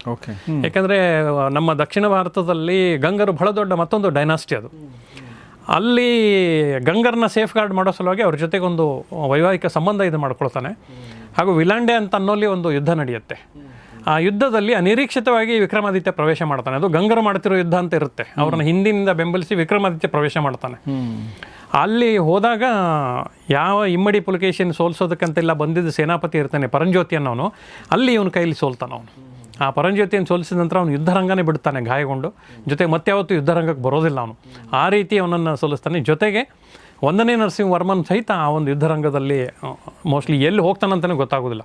ಅವನ ಬಗ್ಗೆ ದಾಖಲೆನೇ ಇಲ್ಲ ನಂತರದಲ್ಲಿ. ಅಂಥ ಒಂದು ಯುದ್ಧವನ್ನು ಗೆದ್ದು ನಂತರ ಪುನಃ 14 ದಿವಸಗಳ ಒಂದು ಯುದ್ಧ ಸಾರ್ತಾನೆ ಅವನ ಮೇಲೆ. ಅದನ್ನು ಗೆದ್ದ ನಂತರ ಅವನು ಹೇಳ್ತಾನೆ, ಇದು ಕೊಟ್ಟ ಕೊನೆಯ ತೀರದವರೆಗೂ ಇನ್ನು ಇದು ಚಾಲುಕ್ಯರ ಸಾಮ್ರಾಜ್ಯಕ್ಕೆ. ಸೊ 3 ಶರಧಿಗಳ ಒಡೆಯ ಅಂತಲ್ಲಿ ಅವನಿಗೆ ಬಿರುದು ಬರುತ್ತದೆ. ಇದು ವಿಕ್ರಮಾದಿತ್ಯನ ಒಂದು ಚಿತ್ರಣ. ಆ್ಯಕ್ಚುಲಿ ನಮಗೆ ಈ ಇತಿಹಾಸವನ್ನು ಏನಂತಂದರೆ ಕನ್ನಡದಲ್ಲಿ ಯಾಕೆ ಕಟ್ಟಲಿಲ್ಲ ಅಂತ ಅನ್ನೋದಕ್ಕಿಂತನೂ ಬಹುಶಃ ನಾವು ಕನ್ನಡದ ಆ ಕಾಲದ ಇತಿಹಾಸ ಮತ್ತು ಅವ್ರಿಗಿರುವಂಥ ಬೆಂಬಲ, ಅವ್ರಿಗಿರುವಂಥ ಸಮುದಾಯದ ಶಕ್ತಿಗಳು, ಬಹುಶಃ ಅವುಗಳನ್ನು ಹೈಲೈಟ್ ಮಾಡೋಕ್ಕೆ ಯಾರಿಗೂ ಇಷ್ಟ ಇರಲಿಲ್ವೋ ಏನೋ. ಆಮೇಲೆ ಲೇಖಕರುಗಳಲ್ಲಿ ಒಂದು ಇರಬೇಕು, ಸಂಶೋಧನೆ ಮಾಡದೆ ಬರೀದೆ ಮಾಹಿತಿಗಳನ್ನು ತೆಗೆದೆ.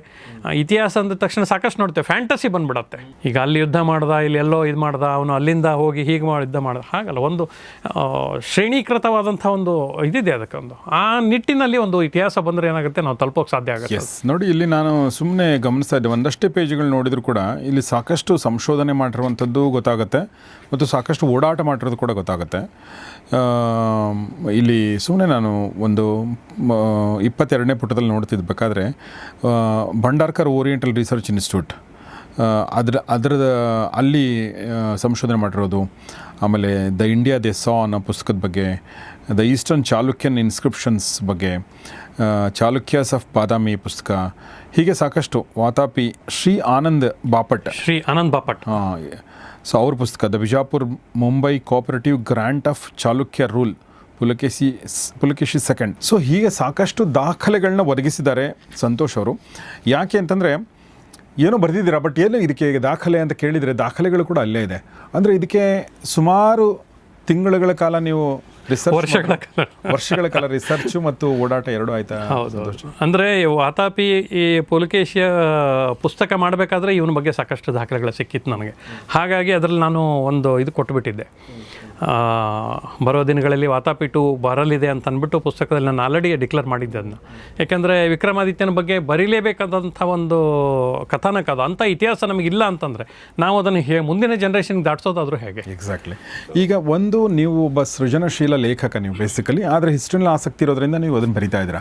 ಆದರೆ ಕೆಲವೊಬ್ಬರು ಹಿಸ್ಟಾರಿಯನ್ಸ್ ಇರ್ತಾರೆ, ಹಿಸ್ಟ್ರಿ ಬಗ್ಗೆ ತಿಳ್ಕೊಂಡು ಬರೆಯುವಂಥದ್ದೇ ಅವ್ರ ಕೆಲಸ ಆಗಿರುತ್ತೆ. ಭಾಳಷ್ಟು ಜನ ಆ ಥರ ಇರ್ತಾರೆ.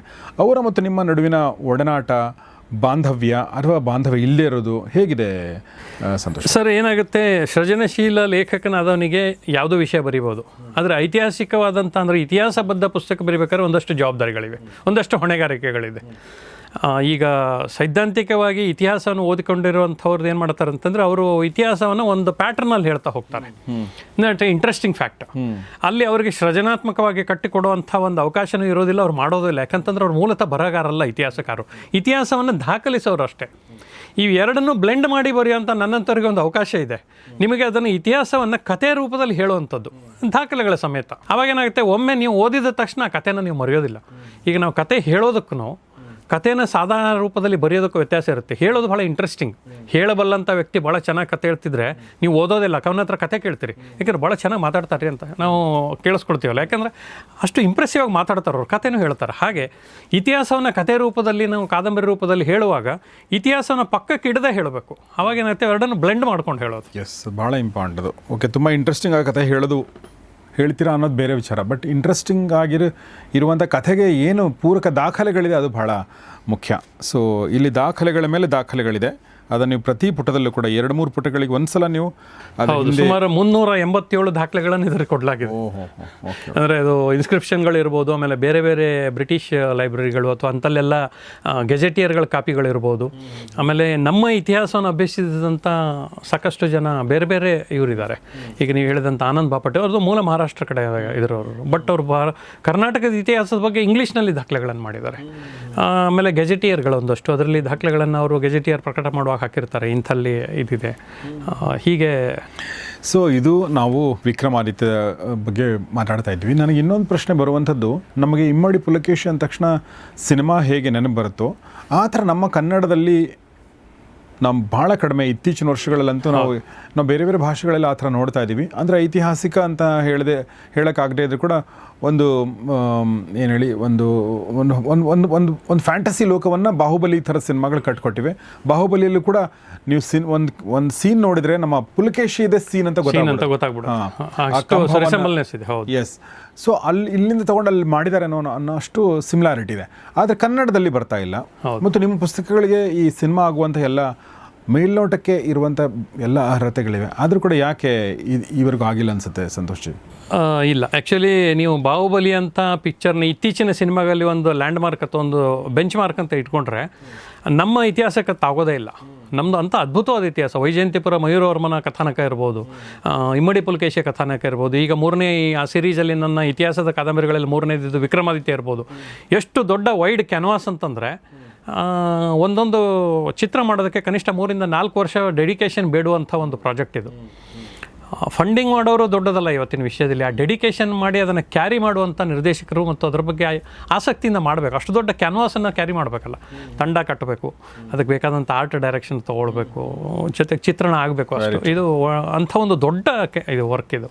ನಾನು ಯಾಕೆ ಈ ಮಾತನ್ನು ಹೇಳಿದೆ ಅಂದರೆ, ಅಟ್ಲೀಸ್ಟ್ ನಮ್ಮ ಮೇಕರ್ಸ್ ಓದಲಿ ಈ ಪುಸ್ತಕಗಳನ್ನ, ಚರ್ಚೆ ಆಗಿ ಒಂದಷ್ಟು ಕೊಡುಕೊಳ್ಳುವಂಥ ಒಂದದ್ದು ಆಗಲಿ, ಮಾತುಕತೆ ಆಗಲಿ. ಅದಾದಮೇಲೆ ಅನಿಸಿದ್ರೆ ಖಂಡಿತ ಆ ಥರದ್ದೊಂದು ಪ್ರಾಜೆಕ್ಟ್ ಯಾರಾದರೂ ಕೈಗೆತ್ಕೊಳ್ಬಹುದು ಅನ್ನೋದೊಂದು ಆಸೆಯಿಂದ ಈ ಮಾತನ್ನು ಹೇಳ್ತಾ ಇದ್ದೀನಿ. ಹೀಗಾಗಿ ಈ ವಿಡಿಯೋನ ದಯವಿಟ್ಟು ನಿಮ್ಮ ಫಿಲ್ಮ್ ಮೇಕರ್ಸ್ ತಂಡಗಳಿಗೆ ದಯವಿಟ್ಟು ಇದನ್ನು ಶೇರ್ ಮಾಡಿ ಅಂತ ಕೇಳ್ಕೊಳ್ತೀನಿ. ಇನ್ನು ಸಂತೋಷ್ ಜಿ, ಇನ್ನೊಂದು ಪ್ರಶ್ನೆ ಕೇಳಬೇಕು ಅಂದ್ಕೊಂಡೆ. ಈಗ ನಾವು ಒಬ್ಬ ರಾಜ ಮತ್ತು ಆತ ವಿಕ್ರಮಾದಿತ್ಯನ ಮಾದರಿಯ ರಾಜ ಮತ್ತು ಆತ ರಣರಸಿಕ ಅಂತ ನೀವು ಹೇಳಿದ್ರೆ, ಆ ಟೈಟಲೇ ತುಂಬ ಚೆನ್ನಾಗಿದೆ, ರಣರಸಿಕ ಅನ್ನೋವಂಥದ್ದು. ಇದೆಲ್ಲವೂ ಕೂಡ ನಮಗೆ ರಿಲೇಟ್ ಆಗ್ತವೆ. ಒಬ್ಬ ರಾಜ ಅಂದರೆ ಹೀಗಿರ್ತಾನೆ ಅಂಥೇಳಿ. ಬಟ್ ನೀವು ಸಂಶೋಧನೆ ಮಾಡ್ತಿರ್ಬೇಕಾದ್ರೆ, ಇನ್ಸ್ಕ್ರಿಪ್ಷನ್ಗಳು ಓದ್ತಿರ್ಬೇಕಾದ್ರೆ, ಅಥವಾ ಬೇರೆ ಇತಿಹಾಸಕಾರ ಜೊತೆ ಮಾತಾಡ್ತಿರ್ಬೇಕಾದ್ರೆ ನಿಮಗೆ ಶಾಕ್ ಕೊಟ್ಟಂಥ, ಅಥವಾ ನಿಮಗೆ ಒಂದು ಸ್ವಲ್ಪ ಹ್ಯೂಮರಸ್ ಅನ್ನಿಸ್ದಂಥ, ಅಥವಾ ನಿಮಗೆ ಒಬ್ಬ ಜನಸಾಮಾನ್ಯನ ಒಂದು ಪರಿಪ್ರೇಕ್ಷ್ಯದಲ್ಲಿ ಈ ಥರನೂ ಇತ್ತ ಇವನ ಜೀವನ ಅನ್ನೋ ಥರದ್ದು ಏನಾದರೂ ಒಂದು ಸರ್ಪ್ರೈಸಿಂಗ್ ಫ್ಯಾಕ್ಟ್ಗಳು ಸಿಕ್ಕಿರುವಂಥದ್ದು ಇದೆಯಾ? ಅಲ್ಲ, ಸರ್ಪ್ರೈಸಿಂಗ್ ಅಂದರೆ ನಮಗೆ ಇತ್ತೀಚಿನ ಇತಿಹಾಸ ಅಂದರೆ ನಾವು ವಾತಾಪಿಯ ಇತಿಹಾಸ, ಈಗ ಏನು ಇಮ್ಮಡಿ ಪುಲಕೇಶಿ ಇತಿಹಾಸಕ್ಕೆ ಬಂದು ನಿಂತು ಬಿಡ್ತೇವಲ್ಲ, ಅದರ ನಂತರದ ಇತಿಹಾಸ ನನಗೂ ಗೊತ್ತಿರಲಿಲ್ಲ. ಅಂದರೆ ಸಾಧ್ಯಂತವಾಗಿ ವಿವರವಾಗಿ ನನಗೂ ಗೊತ್ತಿರಲಿಲ್ಲ.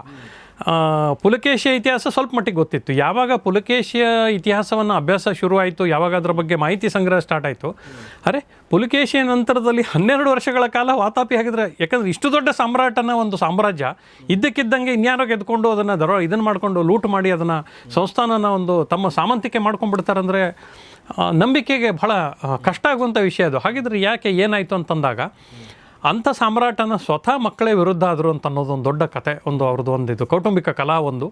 ಎರಡನೇದಾಗಿ ವಿಕ್ರಮಾದಿತ್ಯನಂಥ ದೊಡ್ಡ ವೀರ ಅವನು. ಯಾಕಂದರೆ ಈ ಒಂದು ನಮ್ಮ ಕಾದಂಬರಿಯಲ್ಲಿ ನಿಮಗೆ ಅವನ ಬಗ್ಗೆ ಮಾಹಿತಿಗಳು ಸಿಗುತ್ತೆ. ಅವನು ಗೆದ್ದ ಯುದ್ಧಗಳು, ಅವನು ದಾಳಿ ಮಾಡಿರುವಂಥ ಒಂದು ಇದನ್ನಿರ್ಬೋದು. ಆಮೇಲೆ ಆ ಕಲಚೂರಿಗಳನ್ನು ಅಲ್ಲಿಗೆ ಹೋಗಿ, ಚಂದ್ರಾಪುರ ಅಂತೇಳಿ ಬರುತ್ತೆ, ಈಗಿನ ಒರಿಸ್ಸಾದ ಮೂಲೆಯಲ್ಲಿರುವಂಥದ್ದು ಇದನ್ನದು, ಅಲ್ಲಿವರೆಗೆ ಹೋಗಿ ದಂಡಯಾತ್ರೆ ಮಾಡಿ ಅದನ್ನು ಇಮ್ಮಡಿ ಪುಲಕೇಶಿ ವಿರುದ್ಧವಾಗಿ ಇವನು ಬೆಂಬಲ ಕೊಟ್ಟಿದ್ದ ಅನ್ನೋ ಕಾರಣಕ್ಕೆ ದಂಡಯಾತ್ರೆ ಮಾಡಿ ಅವನನ್ನು ಸೋಲಿಸಿ ಬರೋದಿದೆಯಲ್ಲ, ಎಂಥ ಒಂದು ಅಗಾಧವಾದಂಥ ಒಂದು ವ್ಯಕ್ತಿತ್ವ, ಒಂದು ಅದಕ್ಕೆ ರಣರಸಿಕ ಅಂತ ಬರುತ್ತೆ ಅವನಿಗೆ. ಅಂಥ ಸಂದರ್ಭದಲ್ಲಿ ಅಂಥವನು ಸಹಿತ ಆ ಒಂದು ಪರಿಸ್ಥಿತಿ ಕೈಗೊಂಬೆ ಆಗಿ 5 ವರ್ಷಗಳ ಕಾಲ ಹೈಡೌಟ್ ಆಗಬೇಕಾಗತ್ತೆ ಅವನು ಸೈನ್ಯವನ್ನು ಕಟ್ಟೋ ಸಲುವಾಗಿ. ಯಾಕಂತಂದರೆ ಎಲ್ಲ ಕಡೆಯಿಂದ ಮುಗಿಬಿದ್ದಿರ್ತಾರೆ. ಸ್ವತಃ ಅಣ್ಣ ತಮ್ಮಂದರು, ಚಿಕ್ಕಪ್ಪರುಗಳು, ಈ ಕಡೆ ಪಲ್ಲವರು ಗೆದ್ದಿರುವಂಥವ್ರು, ಆ ಕಡೆ ಕಲಚೂರಿಗಳು, ಈ ಕಡೆ ಕುಬ್ಜ ವಿಷ್ಣುವರ್ಧನ. ಯಾಕಂದರೆ ಅವರೆಲ್ಲರಿಗೂ ಗೊತ್ತಿರುತ್ತೆ ಪುಲಕೇಶಿಯ ಸಾಮ್ರಾಜ್ಯದಲ್ಲಿ ಅತ್ಯಂತ ಡೇಂಜರಸ್, ಮಾರಣಾಂತಿಕವಾದಂಥ ಆಯುಧ ಅಂತಂದರೆ ವಿಕ್ರಮಾದಿತ್ಯ. ಅವನು ಈಗ ಎಲ್ಲೋ ಎಸ್ಕೇಪ್ ಆದ ಅಂತಂದರೆ ಮುಂದೆ ಒಂದು ದಿವಸ ನಮಗೆ ಒಂದಲ್ಲ ಒಂದು ದಿವಸ ಅದು ಬುಡಕ್ಕೆ ಬರೋವಂಥ ಒಂದು ಇದೊಂದು. ಹಾಗಾಗಿ ಅವನ ಹುಡುಕಾಟದ ಜಾರಿ ಇಟ್ಟಿರ್ತಾರೆ ಅವರು. ಅವ್ರನ್ನ ಎಲ್ಲರಿಂದ ತಪ್ಪಿಸ್ಕೊಂಡು ಸೈನ್ಯ ಒಂದು ಸಂಘಟನೆ ಮಾಡಿಕೊಂಡು ತನಗೆ ನಂಬಗಸ್ಥರಾಗಿರುವಂಥ ಬೇರೆ ಬೇರೆ ಸಾಮಂತರನ್ನು ಸೇರಿಸ್ಕೊಂಡು ತಿರ್ಗಾ ಒಬ್ಬೊಬ್ಬರಾದ್ಮೇಲೆ ತಮ್ಮ ಮೊದಲು ಕುಟುಂಬ ಕಲಹನ ಒಂದು ಸರಿಪಡಿಸ್ಬೇಕಲ್ಲ, ಅವರನ್ನು ಮೊದಲು ಬಗ್ಗುಬಡಿದು, ಹೊರಗಡೆಯವ್ರನ್ನ ಬಗ್ಗುಬಡಿ. ಈ ಒಂದು ಸೀರೀಸ್ ಆಫ್ ಅವನು ಒಂದು ಸ್ಟೋರಿ ಇದೆಯಲ್ಲ, it's not A small history. ಯಾಕಂದ್ರೆ ನಮಗೆ ಒಂದು 10 ದಿವಸ ಸುಮ್ಮನೆ ಎಲ್ಲೋ ಹೋಗಿರುವಂಥ 10 ವರ್ಷಗಳ ಕಾಲ ರಾಜ್ಯಭ್ರಷ್ಟನಾಗಿ ಇರೋದಿದೆಯಲ್ಲ, ನಾಟ್ ಎ ಸ್ಮಾಲ್ ಇನ್ಸಿಡೆಂಟ್. ಅದು ಭಾಳ ಸುಲಭಕ್ಕೆ ಯಾರೋ ಒಬ್ಬ ಅದಕ್ಕೊಂದು ಆ ಡೆಡಿಕೇಶನ್ ಬೇಕು. ತಂದೆಯ ಸಾಮ್ರಾಜ್ಯನ ಮಾತು ಕೊಟ್ಟಂತೆ ವಾಪಸ್ ಸ್ಥಾಪಿಸ್ತೇನೆ ಅಂತ ಅನ್ನೋದಿದೆಯಲ್ಲ, ಅದು ಭಾಳ ದೊಡ್ಡವಾದಂಥ ಇದು. ಅದು ವಿಕ್ರಮಾದಿತ್ಯ ಮಾತ್ರ ಬಹುಶಃ ನಮ್ಮ ಭಾರತ ಇತಿಹಾಸದಲ್ಲಿ ಮಾಡಿರ್ಬೋದಂಥ ಸಾಧನೆ ಅದು. ಎಕ್ಸಾಕ್ಟ್ಲಿ. ಇನ್ನು ಈತನ ಕುಟುಂಬದ ಬಗ್ಗೆ ಏನಾದರೂ ಮಾಹಿತಿ ಸಿಗುತ್ತಾ? ಈತನ ಮಕ್ಕಳು, ಅದಾದ ನಂತರ ಈತನ ಪತ್ನಿಯರು? ಹೌದು, ಇವರು ನಮ್ಮ ಬಹಳ ಈ ತಲಕಾಡಿನ ಗಂಗರ ಜೊತೆಗೆ ವಿಕ್ರಮಗಂಗನ ಇವನ ಮಗಳನ್ನು ಇವನು ಇದು ಮಾಡ್ಕೊಳ್ತಾನೆ, ಮದುವೆ ಆಗ್ತಾನೆ. ವಿಕ್ರಮಾದಿತ್ಯನ ಜೊತೆಗೆ ವೈವಾಹಿಕ ಸಂಬಂಧ ಇಟ್ಕೊಳ್ತಾನೆ. ಯಾಕಂದರೆ ಗಂಗರು ಕೆಳಗಡೆ ದಕ್ಷಿಣ ಭಾಗದಲ್ಲಿದ್ದಂಥ ಒಂದು ಬಲಾಢ್ಯ, ಅದರ ಚಿಕ್ಕ ಸಂಸ್ಥಾನ ಅದು ಆವಾಗಿನ ಕಾಲಕ್ಕೆ. ಅವರನ್ನು ಕಬಳಿಸಬೇಕು ಅಂತ ಪಲ್ಲವರು ಬಹಳ ಕಾಯ್ತಾ ಇರ್ತಾರೆ. ಹಾಗಾಗಿ ಗಂಗರನ್ನ ಮುಂದೆ ಬಿಟ್ಟು ಅನಿರೀಕ್ಷಿತ ವಿಕ್ರಮಾದಿತ್ಯ ಆ ಒಂದು ಯುದ್ಧ ಪ್ರವೇಶ ಮಾಡ್ತಾನೆ. ಮತ್ತು ಅವ್ರನ್ನ ಗಂಗರನ್ನ ಹೇಳ್ತಾನೆ, ಕೊನೆಯವರೆಗೂ ಒಬ್ರಿಗೊಬ್ಬರು ಇದಾಗಿರುವಂಥ ಒಂದು ಮಾತು ಕೊಡ್ತೇನೆ ನಾನು ಅಂಥೇಳಿ ವೈವಾಹಿಕ ಸಂಬಂಧ ಸ್ಥಾಪಿಸ್ಕೊಳ್ತಾನೆ ಅವ್ರ ಜೊತೆಗೆ. ಅದೊಂದು ಭಾಳ ಚೆನ್ನಾಗಿರುವಂಥ ಒಂದು ಇದದು ವಿಲಾಂಡೆ ಕದನ ಅಂತ ಒಂದು ಬರುತ್ತೆ. ಅಲ್ಲಿ ಅವನು ಗೆದ್ದು ಕೊಡ್ತಾನೆ ಅದನ್ನು, ಗಂಗರಿಗೆ ಆ ಒಂದು ಭಾಗನ ಗೆದ್ದು ಕೊಡ್ತಾನೆ. ಈ ಒಂದು ಚಿತ್ರ ಕೂಡ ವಿಕ್ರಮಾದಿತ್ಯನ ಒಂದು ಪರಿಚಯ ಮಾಡುವಂಥ ಒಂದು ಸನ್ನಿವೇಶ ಅದು. ಭಾಳ ಚೆನ್ನಾಗಿ, ಅಂದರೆ ಯುದ್ಧ ತಾಂತ್ರಿಕತೆ ಇರ್ಬೋದು, ಅವನ ರಾಜಕೀಯ ಪ್ರಭುತ್ವ ಇರ್ಬೋದು, ನರ್ಮದಾ ನದಿಯ ತೀರದ ತುದಿಯವರೆಗೆ ಅವನು ತನ್ನ ಸಾಮ್ರಾಜ್ಯವನ್ನು ವಿಸ್ತಾರ ಮಾಡ್ತಾನೆ. ಅವನು ಪುನಃ ಒಂದು ಸ್ಥಾಪನೆ ಒಂದು ಇದು. ಆ ಒಂದು ಇದನ್ನು ಕೂಡ ನೀವು ಹಾಕಿದ್ರೆ ಇಲ್ಲಿ ಮ್ಯಾಪ್ ಹಾಕಿದ್ದೀರಾ. ನೀವು ಸ್ಕ್ರೀನ್ ಮೇಲೆ ನೋಡ್ತಾ ಇರಬಹುದು. ನಾವು ಏನು ಈ ಮಂಗಳೂರಿಂದ ಹಿಡ್ಕೊಂಡು ಓಕೆ ಕೊಲ್ಹಾಪುರಿಂದ ಹಿಡ್ಕೊಂಡು ನಾಸಿಕ್, ಸೂರತ್ ತನಕ ಮೇಲೆ, ಓಕೆ ಈ ಕಡೆ ಛತ್ತೀಸ್ಗಢ, ಒಡಿಶಾ, ಸಂಬಲ್ಪುರ, ಓಕೆ ನಾಗ್ಪುರ, ರಾಯ್ಪುರ, ಈ ಥರ ವಿಶಾಖಪಟ್ಟಣ, ರಾಜಮಹೇಂದ್ರಿ, ಆಂಧ್ರ, ಈ ಕಡೆ ನೆಲ್ಲೂರು, ಬೆಂಗಳೂರು, ಈ ಥರ ಇಡೀ ದಕ್ಷಿಣ ಭಾರತವನ್ನು ಅಂದರೆ ಮಧ್ಯ ಭಾರತ ತನಕ ಹೋಗಿರುವಂಥದ್ದು. ಇದು ದಕ್ಷಿಣ ಭಾರತ ಅಷ್ಟೇ ಅಲ್ಲ, ಪಶ್ಚಿಮದ ಪೂರ್ವ ಎರಡೂ ಕರಾವಳಿ ಮತ್ತು ದಕ್ಷಿಣದ ಕರಾವಳಿಯನ್ನು ಕೂಡ ಅದರ ಮೇಲೆ ಹಿಡಿತ ಸಾಧಿಸಿದಂಥ ವ್ಯಕ್ತಿ ಈತ ವಿಕ್ರಮಾದಿತ್ಯ. ಆದರೆ ಈತನ ಬಗ್ಗೆ ನಮಗೆ ಗೊತ್ತಿರಲಿಲ್ಲ. ಈಗ ಸಂತೋಷ್ ಕುಮಾರ್ ಮೆಹೆಂದಳೆ ಅವರ ಪುಸ್ತಕದ ಮೂಲಕ ಇದು ಬರ್ತಾ ಇದೆ. ಇದನ್ನು ದಯವಿಟ್ಟು ಓದಿ ಅಂತ ಕೇಳ್ಕೊಳ್ತೀನಿ. ಇನ್ನು ನಮ್ಮ ಓದುಗರ ಬಗ್ಗೆ ಏನು ಹೇಳಕ್ಕೆ ಇಷ್ಟಪಡ್ತೀರಿ ಸಂತೋಷ್ ಜಿ? ವೈಜಯಂತಿಪುರ ಮತ್ತು ಅದಕ್ಕೆ ನನ್ನ ಮುಂಚಿನ ಕೃತಿಗಳಿಂದನೂ ಓದುಗರು ಭಾಳ ಚೆನ್ನಾಗಿ ಬೆಂಬಲಕ್ಕಿದ್ದಾರೆ. ಇದು ನನ್ನ ಪುಸ್ತಕಗಳು ಅಂತಲ್ಲ, ನೀವು ಓದಬಲ್ಲಂಥ ಪುಸ್ತಕಗಳನ್ನು ಕೊಡೋದ್ರೆ ಯಾವ ಓದುಗರು ಕೂಡ ಇವತ್ತು ನಿಮ್ಮ ಜೊತೆಗಿರ್ತಾರೆ. ಈ ಸಾಕಷ್ಟು ಸಾಹಿತ್ಯಕ ರಾಜಕೀಯಗಳ ಮಧ್ಯದಲ್ಲಿ ಅಂದರೆ ಏನು ಅಂಶಗಳೇ ಇಲ್ಲದಿರುವಂಥ ಪುಸ್ತಕಗಳಿಗೂ ಇವತ್ತು ನಾವು ಪ್ರಶಸ್ತಿಗಳು ಸಿಗುತ್ತೆ. ಆಮೇಲೆ ಪತ್ರಿಕೆಗಳಲ್ಲಿ ಏನೋ ಅವ್ರ ಸಂದರ್ಶನಗಳು ಬರುತ್ತೆ, ಜೊತೆಗೆ ಆ ಪುಸ್ತಕಕ್ಕೆ ಸಂಬಂಧಪಟ್ಟಂತೆ ತರಹೇವಾರಿ ಜಾಹೀರಾತುಗಳು ಬರುತ್ತೆ. ನಾವು ವಾತಾಪಿ ಇಮ್ಮಡಿ ಪುಲಕೇಶಿಯವರೆಗೂ ಇದು ಎಲ್ಲದರ ಮೇಲೆ ನಾವು ಡಿಪೆಂಡ್ ಆಗಿದ್ವಿ ಸ್ವಲ್ಪ ಮಟ್ಟಿಗೆ. ಯಾಕಂದರೆ ಈ ಏನು ಸುದ್ದಿ ಮಾಧ್ಯಮ ಇರ್ಬೋದು ಅಥವಾ ನಮ್ಮ ಈ ಒಂದು ವಾಹಿನಿಗಳಿರ್ಬೋದು, ಇವೆಲ್ಲನೂ ನಾವು ಬಳಸ್ಕೊಂಡಿದ್ವಿ. ಆದರೆ ಮೊದಲ ಬಾರಿಗೆ ವಿಕ್ರಮಾದಿತ್ಯ ಕಾದಂಬರಿಗೆ ಕೇವಲ ಓದುಗರನ್ನ ನಂಬಿಕೊಂಡು ಮಾರುಕಟ್ಟೆಗೆ ಇಳಿದಿರುವಂಥ ಪುಸ್ತಕ ಇದು. ಎಲ್ಲೂ ಒಂದೇ ಒಂದು ಸಾಮಾಜಿಕ ಸೋಷಿಯಲ್ ಮೀಡಿಯಾ ಅಂದರೆ ನಮ್ಮ ವೈಯಕ್ತಿಕವಾದಂಥದ್ದು ಸೋಷಿಯಲ್ ಮೀಡಿಯಾ ಬಿಟ್ಟು ನಾವು ಇನ್ನೊಂದೇ ಒಂದು ಮೀಡಿಯಾನು ಇದ್ರ ಮೇಲೆ ಡಿಪೆಂಡ್ ಆಗಲಿಲ್ಲ. ಇದು ಬಹುಶಃ ಇದು ಫಸ್ಟ್ ಇಂಟರ್ವ್ಯೂ ನಿಮ್ಮದೇ ನಾನು ಕೊಡ್ತಾ ಇರೋದು ಈ ವಿಷಯಕ್ಕೆ ಸಂಬಂಧಪಟ್ಟಂತೆ.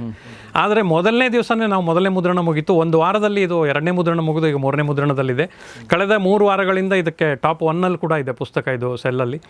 ಅದಕ್ಕೆ ನೀವು ಕಂಟೆಂಟ್ ಒಂದ್ಸಲ ಕೊಡ್ತೀರಿ, ಒಬ್ಬ ಲೇಖಕ ನಿಮಗೆ ಓದಿಸಬಲ್ಲಂಥ ವಸ್ತುಗಳನ್ನು ದಾಖಲೆ ಸಹಿತವಾಗಿರ್ಬೋದು ಅಥವಾ ಓದಿಸಬಲ್ಲ ರೀತಿಯಲ್ಲಿ. ಯಾಕಂದರೆ ಎಲ್ಲನೂ ಇತಿಹಾಸ ಅಂತಲ್ಲ. ಇದಕ್ಕೆ ಮುಂಚೆ ಬರೆದ ಪುಸ್ತಕಗಳು ನಂದು ಫಿಕ್ಷನ್ ಬೇಸ್ಡ್ ಇರ್ಬೋದು, ಅಗೋರಿಗಳ ಲೋಕದಲ್ಲಿರ್ಬೋದು, ಅಬಾಟಾಬಾದ್ ಇರ್ಬೋದು, ಎಂಟೆಬೆ ಇರ್ಬೋದು, ಬೆನಾಲಿಮ್ ಇರ್ಬೋದು, ವೆರಿ ಕಮರ್ಷಿಯಲ್ ಎಲಿಮೆಂಟ್ಸ್. ನೀವು ಅದನ್ನು ಓದಿಸೋ ರೀತಿಯಲ್ಲಿ ಕೊಡ್ತೀರಿ ಅಂತ ಅನ್ನೋದಾದರೆ ಓದುಗರು ಮುಖ್ಯ ಓದುಗರೆ. ಈ ಬಾಕಿ ಎಲ್ಲ ನಿಮ್ಮನ್ನು ಎಷ್ಟೇ ಬಿಲ್ಡಪ್ ಕೊಡುವಂಥ ಒಂದು ಮೀಡಿಯಾ ಏನಿದೆ ಅದು ಇದ್ದರೂ ಕೂಡ ಕೊನೆಯಲ್ಲಿ ಬಂದು ನಿಲ್ಲೋದು ಎಲ್ಲಿ ಅಂತಂದರೆ ಓದುಗರು ಕೈ ಹಿಡಿಬೇಕು ನಿಮ್ದು. ಯಾಕಂದರೆ ಯಾವುದೇ ನೀವು, ಯಾಕಂದರೆ ನಾವು ಗಮನಿಸಿದ್ದೀವಿ ಭಾಳಷ್ಟು ದೊಡ್ಡ ದೊಡ್ಡ ಪ್ರಶಸ್ತಿ ಬರೆದ ಕೃತಿಗಳು ಸಹಿತ ಇವತ್ತು ನಾವು ಓದೇ ಇಲ್ಲ ಎಷ್ಟೊಂದು ಜನ. ಈಗ ನಾವು ತುಂಬ ಹೆಸರದ ಲೇಖಕರ, ಪ್ರಸಿದ್ಧ ಹೆಸರು ಲೇಖಕರ ತೊಗೊಂಡು ಮಾತಾಡಿರ್ತೀವಿ, ಆದರೆ ಮಾತಾಡೋರು ಯಾರು ಆ ಕೃತಿಗಳನ್ನು ಓದಿರ್ತಾರೆ ಅಂತಲ್ಲ, ಕೋಟ್ ಮಾಡ್ತಾರಷ್ಟೇ. ಆದ್ರೆ ಓದಬೇಕಾಗಿರೋರು ಓದುಗರಲ್ವಾ. ಸೊ ಹಾಗಾಗಿ ಆ ಓದುಗರು ಯಾವತ್ತೂ ನೀವೆಲ್ಲ ಜೊತೆಗಿದ್ದೀರಿ. ವಿಕ್ರಮಾದಿತ್ಯ ಕೂಡ ನಿಮ್ಮನ್ನು ಅಷ್ಟೇ ಒಂದು ಪ್ರಭಾವಶಾಲಿಯಾಗಿ ನಮ್ಮ ಇತಿಹಾಸವನ್ನು ನಿಮಗೆ ಕಟ್ಟಿಕೊಡಬಲ್ಲ ಅಂತ ಒಂದು ವಿಶ್ವಾಸ ನಂದು. ಅದನ್ನು ಈಗಾಗಲೇ ಓದುಗರು ಇದು ಮಾಡಿದ್ದಾರೆ. ಸಾಕಷ್ಟು ಪ್ರತಿಕ್ರಿಯೆಗಳು ಬರ್ತಾ ಇದೆ ನಮಗೆ. 3ನೇ ವಾರದಲ್ಲಿ ನಾವು 3ನೇ ಮುದ್ರಣ ತಲುಪೋದಕ್ಕೂ ಕಾರಣ ಓದುಗರ ವಿಶ್ವಾಸ ಇಟ್ಟು ಅಷ್ಟೊಂದು ಪುಸ್ತಕ ನಾವು, ಯಾಕಂತಂದರೆ ಓದೋದಕ್ಕೆ ಪುಸ್ತಕ ಕೊಳ್ಳೋದು ಅಂತ ಏನಿದೆ ಅದು ನಮ್ಮ ಪ್ಲೆಜರ್ಗಳ ಲಾಸ್ಟ್ ಲೀಸರ್ ಅದು. ಕರೆಕ್ಟ್. ಅಂಥದ್ರಲ್ಲಿ 500 ರೂಪಾಯಿ ಕೊಟ್ಟು ನೀವು ಒಂದು ಪುಸ್ತಕನ ಇವತ್ತು ಖರೀದಿ ಮಾಡ್ತೀರಿ ಅಂತಂದರೆ ಅದು ನೀವು ಇಟ್ಟಿರೋ ವಿಶ್ವಾಸ. ಇಂಥ ಕಂಟೆಂಟ್ ಕೊಡ್ತಾರೆ ಮೆಹೆಂದಳೆ ಅಂತ ಅನ್ನೋದು ಖಂಡಿತವಾಗ್ಲೂ ಆ ವಿಷಯದಲ್ಲಿ ಪ್ರಯತ್ನ ಪಟ್ಟಿದ್ದೇವೆ ಮತ್ತು ಸಕ್ಸಸ್ಸು ಹೌದು ಅಂತ ಹೇಳ್ತಾ ಇದೆ. ಎಸ್. ಇನ್ನು ನಿಮ್ಮ ಪ್ರಕಾಶಕರ ಬಗ್ಗೆ ಸಾಹಿತ್ಯ ಲೋಕ ರಘು ಅವರು, ಹೌದು, ರಘು ಸಮರ್ಥ ಪುಸ್ತಕ ಮಾಡಿದ್ದಾರೆ. ಎಸ್. ಅವರು ಪ್ರತಿ ಸಲ ಫೋನ್ ಮಾಡ್ತಾರೆ ಒಳ್ಳೆ ಪುಸ್ತಕ ಬಂದಾಗೆಲ್ಲ ನನಗೆ. ಸೊ ಅವ್ರ ಬಗ್ಗೆ ಏನು ಹೇಳಕ್ಕೆ ಇಷ್ಟಪಡ್ತೀರಿ ಸರ್? ಭಾಳ ಒಳ್ಳೆ ಪ್ರಕಾಶಕರು ಅಂತಂದರೆ ಸಾಮಾನ್ಯವಾಗಿ ಏನಾಗುತ್ತೆ ಅಂದರೆ ಲೇಖಕನ ನಿರೀಕ್ಷೆಯ ಮಟ್ಟಕ್ಕೆ ಪುಸ್ತಕವನ್ನು ತರೋದು ಕೂಡ ಒಂದು ಚಾಲೆಂಜಿಂಗ್ ಇವತ್ತಿನ ತಾರೀಕಿನಲ್ಲಿ. ಯಾಕೆಂತಂದ್ರೆ ಲೇಖಕರು ಬರೆದು ಒಂದು ಕೊಟ್ಟುಬಿಟ್ರು ಅಂದರೆ ಏನೇ ಮಾಡಿದರೆ ಲೇಖಕರಿಗೆ ಮುಖಪುಟ ಹೀಗೆ ಬರಬೇಕಿತ್ತು, ಒಳಗಡೆ ಹೀಗಾಗಬೇಕಿತ್ತು, ಇನ್ನೊಂದೇನೋ ಆಗಬೇಕಿತ್ತು, ಈ ಥರ ಸಾಕಷ್ಟು ಒಂದು ಸಣ್ಣ ಒಂದು ಇದನ್ನು ಎಲ್ಲೋ ಇದ್ದೇ ಇರುತ್ತೆ. ಬಟ್ ಆ ಮಟ್ಟಿಗೆ ಏನಂತಂದರೆ ನನಗೆ ಪುಸ್ತಕಗಳು ಅದು ಏನಂದರೆ ನಿಮ್ಮ ಜಿಸ್ಟನ್ನು ಪುಸ್ತಕ ಕೈಗೆ ತೊಗೊಂಡ್ಸಲ ಒಂದು ಸಲ ಸ್ವಲ್ಪ ಅನ್ನಿಸ್ಬೇಕು, ಈ ಪುಸ್ತಕನ ಓದಿಸ್ಬೇಕಲ್ಲ ಅಂತ, ಓದಿಸಬಲ್ಲ ಪುಸ್ತಕ ಇದೆ ಅಂತ ಅನ್ನಿಸ್ಬೇಕು ನಿಮಗೆ. ಆ ರೀತಿ ಮಾಡಬೇಕು ಅಂತಂದಾಗ ಸಂಪೂರ್ಣವಾಗಿ ಜೊತೆಗೆ ನಿಲ್ಲುವಂಥ ಪ್ರಕಾಶಕರು ಅವರು ನೀವು ಹೇಗೆ ಬೇಕು ಪುಸ್ತಕ ನೋಡಿ ಸರ್ ನೀವು ಡಿಸೈಡ್ ಮಾಡಿ ಅಂತ ನನಗೆ ಬಿಡ್ತಾರೆ. ಹಾಗಾಗಿ ಮುಖಪುಟ ಚಿತ್ರ ಇರ್ಬೋದು, ಒಳಗಡೆ ಈ ಪೇಜ್ಗಳು ಮಾಡೋದು ಸ್ವತಃ ನಾನು ಡಿಸೈನ್ ಮಾಡೋದ್ರಿಂದ ಅವರು ಅದನ್ನು ನನಗೇ ಬಿಟ್ಟು ಬಿಡ್ತಾರೆ. ಹಾಗಾಗಿ ಬಹಳ ನೆಮ್ಮದಿಯಾಗಿ ಒಂದು ಕೆಲಸ ಮಾಡುವಂಥ ವಾತಾವರಣ ಅವ್ರ ಜೊತೆ. ಇದು ನೀವೇ ಡಿಸೈನ್ ಮಾಡಿರುವಂಥ? ಹೌದು, ಇದು ಆಗಲಿ ಇದ್ರ ಮುಂಚೆ ಬಂದಿರುವಂಥ ವಾತಾಪಿ ಇರ್ಬೋದು, ವೈಜಯಂತಿಪುರ ಇರ್ಬೋದು, ಸಾಮಾನ್ಯ ಪುಸ್ತಕಗಳ ಮುಖಪುಟವನ್ನು ಸ್ವತಃ ನಾನು ಡಿಸೈನ್ ಮಾಡೋದ್ರಿಂದ. ಇದು ಏನೋ ಇದು ಒಂದು ಎಂಬಾಸ್ ಮಾಡಿದ್ರಲ್ಲ, ಇದಕ್ಕೇನಾದರೂ ವಿಶೇಷವಾದ ಅಂದರೆ ಸ್ವಲ್ಪ ಅದು ಎಫೆಕ್ಟ್ಗಳು ಡಿಫ್ರೆಂಟ್ ಆಗಿ ಕಾಣಬೇಕಂತ ಸ್ಪಾಟ್ ಲ್ಯಾಮಿನೇಷನ್ ಈ ಥರದ್ದು ಈಗ ಹೊಸ ಏನು ಇದು ಬಂದಿದೆ. ಆ ವಿಷಯದಲ್ಲಿ ಲಕ್ಷ್ಮೀ ಮುದ್ರಣಾಲಯಕ್ಕೂ ಕೂಡ ನಾನು ಧನ್ಯವಾದಗಳನ್ನು ಹೇಳ್ತೇನೆ. ಯಾಕಂದರೆ ಪುಸ್ತಕಗಳನ್ನು ಮುದ್ರಿಸೋದ್ರಲ್ಲಿ ಒಂದು ಮುತುವರ್ಜಿ ಇರುತ್ತಲ್ಲ, ಟೈಮ್ಲಿ ಮಾಡಿಕೊಡುವಂಥದ್ದು, ಭಾಳ ಚೆನ್ನಾಗಿ ಪುಸ್ತಕಗಳನ್ನು ತರ್ತಾರೆ. ಹಾಗಾಗಿ ವಿಕ್ರಮಾದಿತ್ಯ ಇರ್ಬೋದು ಅಥವಾ ವಾತಾಪಿ ಪುಸ್ತಕಗಳನ್ನು ಒಂದು ಕೊಡುವ ಒಂದು ಡಿಸೈನ್ ಇದೆ, ಭಾಳ ಚೆನ್ನಾಗಿ ಬಂದಿದೆ. ಅದರಲ್ಲೂ ವಿಕ್ರಮಾದಿತ್ಯ ಪುಸ್ತಕ ನಾವು ಮಾಡಬೇಕಾದಾಗ ಅದರ ಒಂದು ಇತಿಹಾಸವನ್ನು ಹಿಡ್ಕೊಂಡು ಹೋದಾಗ ಒಂದಷ್ಟು ಇದಿತ್ತು ನನಗೂ ಕೂಡ. ಯಾಕಂದರೆ ವಾತಾಪಿ ಅಂತ ಪುಸ್ತಕವನ್ನು ಇತಿಹಾಸನ ಓದಿಸಿದ ನಂತರ ವಿಕ್ರಮಾದಿತ್ಯನು ಗೊತ್ತಿಲ್ಲದೇ ಇರುವಂಥ ಇತಿಹಾಸ ನಮ್ಮ ಇದಕ್ಕೆ ಓದುಗರಿಗೆ, ಅವ್ರಿಗೆ ಇದನ್ನು ತಲುಪಿಸ್ಬೇಕು ಅಂತಂದಾಗ ಅಷ್ಟು ಎಫೆಕ್ಟಿವ್ ಆಗಿ ಆ ಕಂಟೆಂಟು ಹೋಗುತ್ತಾ ಅಂತ ಅನ್ನೋದು ಒಂದು ನನಗಿತ್ತು. ಬಟ್ ಅದಕ್ಕಿಂತ ಚೆನ್ನಾಗಿ ವಿಕ್ರಮಾದಿತ್ಯ ಬಂದಿದೆ. ಯಾಕಂದರೆ ನಾನು ಬರೆದಿದ್ದೇನೆ ಅನ್ನೋದಕ್ಕಿಂತ ವಿಕ್ರಮಾದಿತ್ಯನ ಇತಿಹಾಸ ಹಂಗಿದೆ. ಇಮ್ಮಡಿ ಪುಲಕೇಶಿಯ ಒಂದು ತೂಕ ಆದರೆ ಇನ್ನೊಂದು ತೂಕ. ಯಾಕಂತಂದರೆ ಇಮ್ಮಡಿ ಪುಲಕೇಶಿಯ ಕಾಲಕ್ಕೆ ಇಮ್ಮಡಿ ಪುಲಕೇಶಿಯ ಒಂದು ಇದು ಮುಗಿದೋಗ್ಬಿಡುತ್ತೆ. ಆದರೆ ಇವನ ಒಂದು ಪ್ರಭಾವ ಹೇಗಿರುತ್ತೆ ಅಂದರೆ ಮುಂದಿನ 90 ವರ್ಷಗಳ ಕಾಲ ಈ ಇಮ್ಮಡಿ ಪುಲಕೇಶಿ ಬಿಟ್ಟು ಹೋದಂಥ ಸಾಮ್ರಾಟ ವಿಕ್ರಮಾದಿತ್ಯನ ಹೆಸರಲ್ಲಿ ನಡೆದೋಗುತ್ತೆ, ಯಾವ ದಾಳಿ ಇಲ್ಲದೆ ಅಂತ ಒಂದು. ಮತ್ತೆ 14 ದಿನಗಳ ಯುದ್ಧದಲ್ಲಿ ಕೊನೆಯಲ್ಲಿ ವಿಷಮ ಯುವ ಅಂತ ಒಂದು ಬರುತ್ತೆ. ಸ್ವತಃ ರಣರಂಗಕ್ಕೆ ಇಳಿಯುವಂಥ ಒಬ್ಬ ಪರಾಕ್ರಮಿ ಅವನು ಹೇಳ್ತಾನೆ, ಇದು 96 ಗಂಟೆಗಳ ಕಾಲ ನಾನ್ ಸ್ಟಾಪ್ ನಡೆಯುವಂಥ ಯುದ್ಧನ ಪಲ್ಲವರು ಹಾಕಿರ್ತಾರೆ ಅಲ್ಲಿ. ಹೇಳ್ತಾನೆ ಅವನು, ಒಂದು ದಿವಸ ದಾಟಿದರೆ ಅವ್ರ ಕೈ ಮೇಲಾಗುತ್ತೆ, ನಮ್ಮನ್ನೇನು ಮಾಡಲಿಕ್ಕಾಗಲ್ಲ ಅಂತ ಇವ್ರು ಅಮಾತ್ಯ ಹೇಳಿದಾಗ ಸ್ವತಃ ಅವನು ತನ್ನ ಜೊತೆ ಬಂದಿರುವಂಥ ಹಿಂದಿನ ಒಂದು ಸೇನಾಧಿಪತಿಗಳದ ಮಕ್ಕಳು, ಅವರು ಮುಂದಿನ ಜನ್ರೇಷನ್ ಇವನ ಜೊತೆ ಇರ್ತಾರೆ. ಅಲ್ಲಿ ಸ್ವಾಮಿರಾಜನ ಮಗ ವಿಕ್ರಮರಾಜು ಇರ್ಬೋದು, ಗಂಗರಸನ ಮಗ ವಿಕ್ರಮ ಗಂಗಾ ಇರ್ಬೋದು, ಸ್ವತಃ ವಿಕ್ರಮಾದಿತ್ಯ, ಆಮೇಲೆ ಶಿಲಾದಿತ್ಯ ಗಣ, ಕಳಚೂರಿಗಳ ಮಗ ಇವನ ಜೊತೆ ಇದನ್ನು ಮಾಡ್ಕೊಂಡ್ಬಿಟ್ಟಿರ್ತಾನೆ ಅವನು. ಆಮೇಲೆ ವ್ಯಂಗ್ಯಲ್ಲಿ ಇವನು ಪರವಾಗಿ ಕೆಲಸ ಮಾಡ್ತಿದ್ದಂತರ ಭದ್ರಪಾಲ ಅಂತನೋನು, ವಿದಿಶಾದಲ್ಲಿರ್ತಾನೆ ಕ್ಷೇತ್ರ ಅಂತ ಅಂದ್ಬಿಟ್ಟು. ಈ ಎಲ್ಲ ದೊಡ್ಡ ದೊಡ್ಡ ದಂಡನಾಯಕರು ಬಂದಿರ್ತಾರೆ ಇವನ ಜೊತೆಗೆ. ಯಾಕಂದರೆ ಅವನು ಉತ್ತರದ ಕಡೆ ಹೇಗೆ ಇಮ್ಮಡಿ ಪುಲಕೇಶಿ ಹೋಗಿರ್ತಾನೆ, ಹಾಗೆ ದಕ್ಷಿಣದ ಕಡೆ ಇವನು ದಂಡಯಾತ್ರೆ ತಂದಿರ್ತಾನೆ.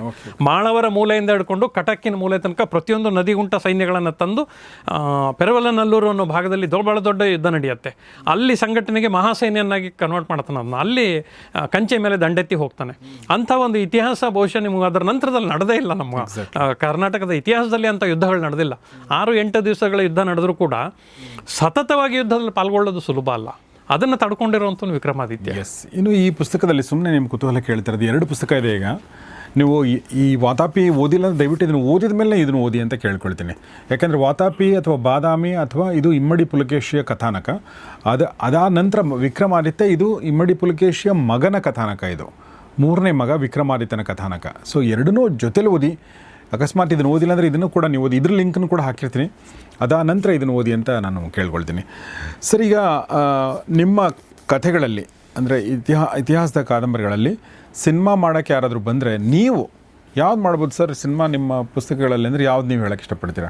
ಸರ್, ಇತಿಹಾಸದಲ್ಲಿ ಬಹುಶಃ ಕರ್ನಾಟಕದ ಇತಿಹಾಸವನ್ನು ನಾವು ಮುಂದಿನ ಜನ್ರೇಷನ್ಗೆ ಮುಟ್ಟಿಸ್ಬೇಕು ಅಂದರೆ ಈ ಬಾಹುಬಲಿ ಥರ ಒಂದು ಕಾವ್ಯಾತ್ಮಕ ಶೈಲಿಯಲ್ಲಿ ಕಟ್ಟಿಕೊಡ್ಬೇಕು ಅಂತಂದರೆ ಮೊದಲಿಗೆ ವೈಜಯಂತಿಪುರ ಮಾಡಬೇಕು. ಯಾಕಂದರೆ ನಮಗೆ ಕನ್ನಡದ ಅಸ್ಮಿತೆಯನ್ನು ತಂದುಕೊಟ್ಟ ಸಾಮ್ರಾಟ ಅವನು ಮಯೂರವರ್ಮ. ವೈಜಯಂತಿಪುರ ಸ್ಥಾಪನೆ ಆದಾಗ ಅಲ್ಲಿಂದ ಶುರು ಆಗುತ್ತೆ ನಮ್ಮ ಕನ್ನಡದ ಇತಿಹಾಸ. ಇಲ್ಲರ ಅದ್ರ ಮುಂಚೆ ಕನ್ನಡದ ಇತಿಹಾಸವೇ ಇಲ್ಲ ನಮಗೆ. ಕನ್ನಡ ಅಂತ ಶುರು ಆಗೋದೇ 4ನೇ ಶತಮಾನದ ಆರಂಭದಲ್ಲಿ, ಅವನ ಕಾಲಾವಧಿಯಲ್ಲಿ. ಅದರ ನಂತರ ಬರೋದೇ ಇವರಿಬ್ಬರು. ಈ ಇತಿಹಾಸಗಳನ್ನು ನಾವು ತೋರಿಸ್ಲೇಬೇಕು. ಇಲ್ಲದಿದ್ದರೆ ಬಹುಶಃ ನಮಗೆ ಇತಿಹಾಸದ ಇದನ್ನಿಲ್ಲ ಅಂತ ಅರ್ಥ ಆಗುತ್ತೆ. ಈಗ ಮಯೂರ ಒಂದು ಸಿನಿಮಾ ಆಗಿದೆಯಲ್ಲ ಆಲ್ರೆಡಿ? ಹೌದು, ಅಣ್ಣವರೇ ಮಾಡಿದ್ದಾರೆ. ಬಹಳ ಚಂದ ನೋಡಲಿಕ್ಕೆ, ಕಮರ್ಷಿಯಲ್ ಎಲಿಮೆಂಟ್ ಇರುವಂಥ ಸಿನಿಮಾ. ದೇವುಡು ಅವರು ಬರೆದಿರುವಂಥದ್ದು, ಅವರು ತಮ್ಮ ಮುನ್ನುಡಿಯಲ್ಲಿ ಬರ್ಕೊಂಡ್ಬಿಟ್ಟಿದ್ದಾರೆ. ಇದರಲ್ಲಿ ದಿಟಕ್ಕಿಂತ ಸೆಟೆ ಹೆಚ್ಚು ಅಂತ ಅವರೇ ಬರೆದಿದ್ದಾರೆ. ಅಂದರೆ ಅದು ಅವರ ಕಾಲಕ್ಕೆ ಏನೋ ಒಂದು ಸಣ್ಣದೊಂದು ಕಥಾನಕವಾಗಿ ಮಾಡಿರುವಂಥದ್ದು. ಇತಿಹಾಸಬದ್ಧ ದಾಖಲೆಯುಕ್ತ ಇತಿಹಾಸ ಅಲ್ಲ ಅದು.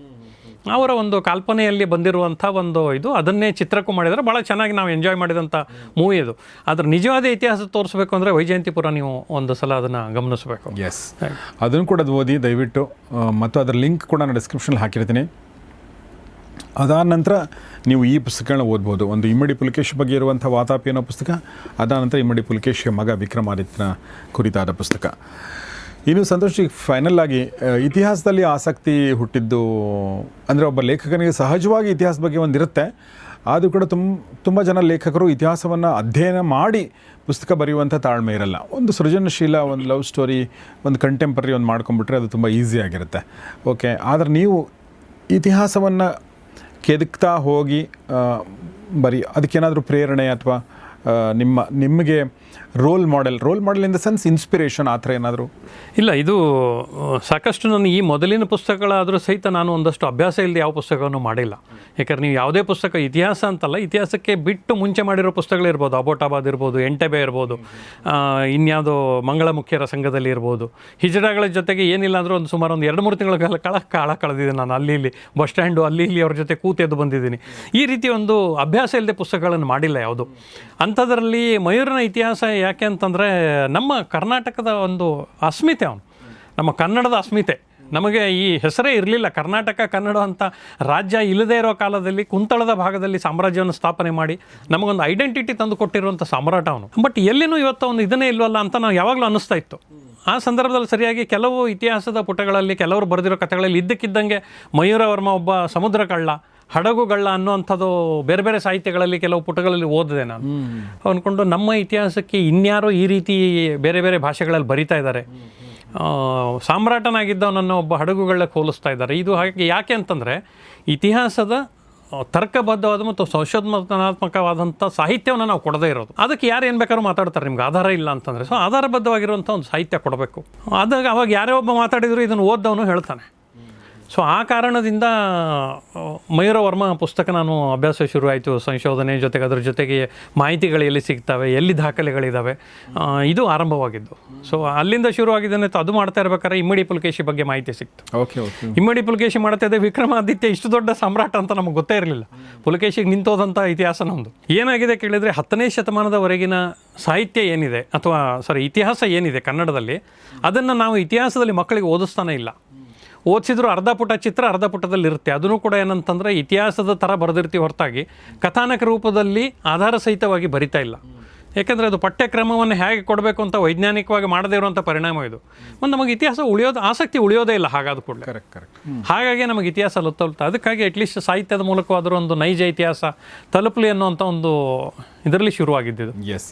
ಇನ್ನು ಈಗ ಒಂದು ಪುಸ್ತಕ ಓದ್ತಿರ್ಬೇಕಾದ್ರೆ ಸಹಜವಾಗಿ ನಮ್ಮ ರಾಮ್ ಗೋಪಾಲ್ ವರ್ಮ ಸತ್ಯ ಮಾಡಬೇಕಾದ್ರೆ ಅವರಿಗೆ ಒಂದಷ್ಟು ಜಾಸ್ತಿ ಅಂಡರ್ವರ್ಲ್ಡ್ ವಿಚಾರ ಸಿಕ್ಕೋ ಕಂಪನಿ ಮಾಡಿದರು, ಅದನ್ನು ಅವ್ರು ಹೇಳಿದರು. ಅದೇ ಥರ ಒಂದು ಪುಸ್ತಕ ಸಂಶೋಧನೆ ಮಾಡ್ತಿರ್ಬೇಕು, ಇನ್ನೊಂದಷ್ಟು ವಿಚಾರಗಳು ಗೊತ್ತಾಗ್ತಾ ಹೋಗ್ತವೆ.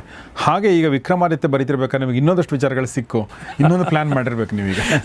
ಪ್ಲ್ಯಾನ್ ಅಂತ ಏನೂ ಇಲ್ಲ. ಇದರಲ್ಲಿ ಏನಾಗುತ್ತೆ ಕೇಳಿದರೆ, ಅವನ ಮಗ ವಿನಯಾದಿತ್ಯ 14ನೇ ವರ್ಷದಲ್ಲೇ ಯುದ್ಧರಂಗಕ್ಕೆ ಇಳಿಯುವಂಥ ಹುಡುಗ ಅವನು. ಅವನಿಗೆ ರಾಜ ಇವನು ತನ್ನ ಕೊನೆಗಾಲದಲ್ಲಿ ಅವನಿಗೆ ಪಟ್ಟ ಕಟ್ತಾನೆ. ಪಟ್ಟ ಕಟ್ಟಿದಾಗ ಅವನು ರಾಜ ಆಗ್ತಾನೆ. ಆದರೆ ಅವನಿಗೆ ಎಲ್ಲೆನ್ನೂ ದಂಡೆತ್ತಿ ಹೋಗೋಕ್ಕೆ ಜಾಗನೇ ಇರೋದಿಲ್ಲ. ಯಾಕಂದರೆ ಉತ್ತರದ ಕಡೆ ಹೋಗುವಾಗಿಲ್ಲ, ದಕ್ಷಿಣ ಪೂರ್ತಿ ಆಲ್ರೆಡಿ ಅಪ್ಪ ಗೆದ್ದುಬಿಟ್ಟಿರ್ತಾನೆ. ಕೊನೆಯ ಕ್ಷಣದಲ್ಲಿ ಅವನು ತನ್ನ ಅಮಾತ್ಯರನ್ನು ಕೇಳ್ತಾನೆ. ಹಾಗಿದ್ರೆ ಇನ್ನು ಉಳಿದಿರೋದು ಒಂದೇ ಒಂದು, ನಮ್ಮ ಶತ್ರುಗಳಿಗೆ ಸಹಾಯ ಮಾಡಿದಂಥ ಲಂಕೆಯ ಭೂಮಿ, ಅದನ್ನು ಗೆದ್ದು ಬಿಡೋಣ ಅಂತ. ಕನ್ನಡದ ಇತಿಹಾಸದಲ್ಲಿ ಲಂಕೆಯವರೆಗೆ ಸಮುದ್ರದ ಮೂಲಕ ಹೋಗಿ ಗೆದ್ದಿರುವಂಥ ಏಕೈಕ ಸಾಮ್ರಾಟ ಅಂದರೆ ವಿನಯಾದಿತ್ಯ, ವಿಕ್ರಮಾದಿತ್ಯನ ಮಗ. ನಮಗೆ ಅವನ ಹೆಸರು ಒಂದು ಲೈನ್ ಕೂಡ ಇಲ್ಲ ನಮ್ಮ ಇತಿಹಾಸದಲ್ಲಿ. ಆದರೆ ಇತಿಹಾಸದಲ್ಲಿ ಇದೆ, ದಾಖಲೆಗಳಲ್ಲಿ ಅವನು ಇದು ಮಾಡ್ದ ಅಂತ ಇದೆ. ಅವನು ಕೂಡ ಒಂದು ಸುಮಾರು 30 ವರ್ಷಗಳ ಕಾಲ ಸಾಮ್ರಾಜ್ಯ ಮಾಡ್ತಾನೆ. ಲಂಕೆಯವರೆಗೆ ಹೋಗಿ ಗೆದ್ಕೊಂಡು ಬರ್ತಾನೆ ಅವನು. ಈ ಒಂದು ಇದಕ್ಕೆ ಕಾರಣ ಆಗಿದ್ದವ್ರು ಇವರು ಅಂತ. ಇಮ್ಮಡಿ ಪುಲಕೇಶಿಯ ಸೋಲಿಗೆ ಕಾರಣರಾದವರು ಲಂಕೆಯಿಂದ ಬಂದಿರುವಂಥ ದೋಣಿ ಮಲ್ಲರ ಗುಂಪು ಅಂತ. ಅವರ ಮೇಲೆ ದಂಡೆತ್ತಿ ಹೋಗ್ತಾನೆ ಅವನು. ಅದೊಂದೇ ಯುದ್ಧ ಅವ್ನು ಮಾಡೋದು. ಸಾಧ್ಯ ಆದರೆ ಬರಿತೀನಿ ಅಂತ ಹಾಕಿದೆ, ನೋಡೋಣ ಅದ್ರ ಬಗ್ಗೆ. ಅದು ಕೂಡ ಬರಲಿ. ಒಟ್ಟಿನಲ್ಲಿ ಇತಿಹಾಸದ ಬಗ್ಗೆ ಕುತೂಹಲ ಮೂಡಿಸುವಂಥ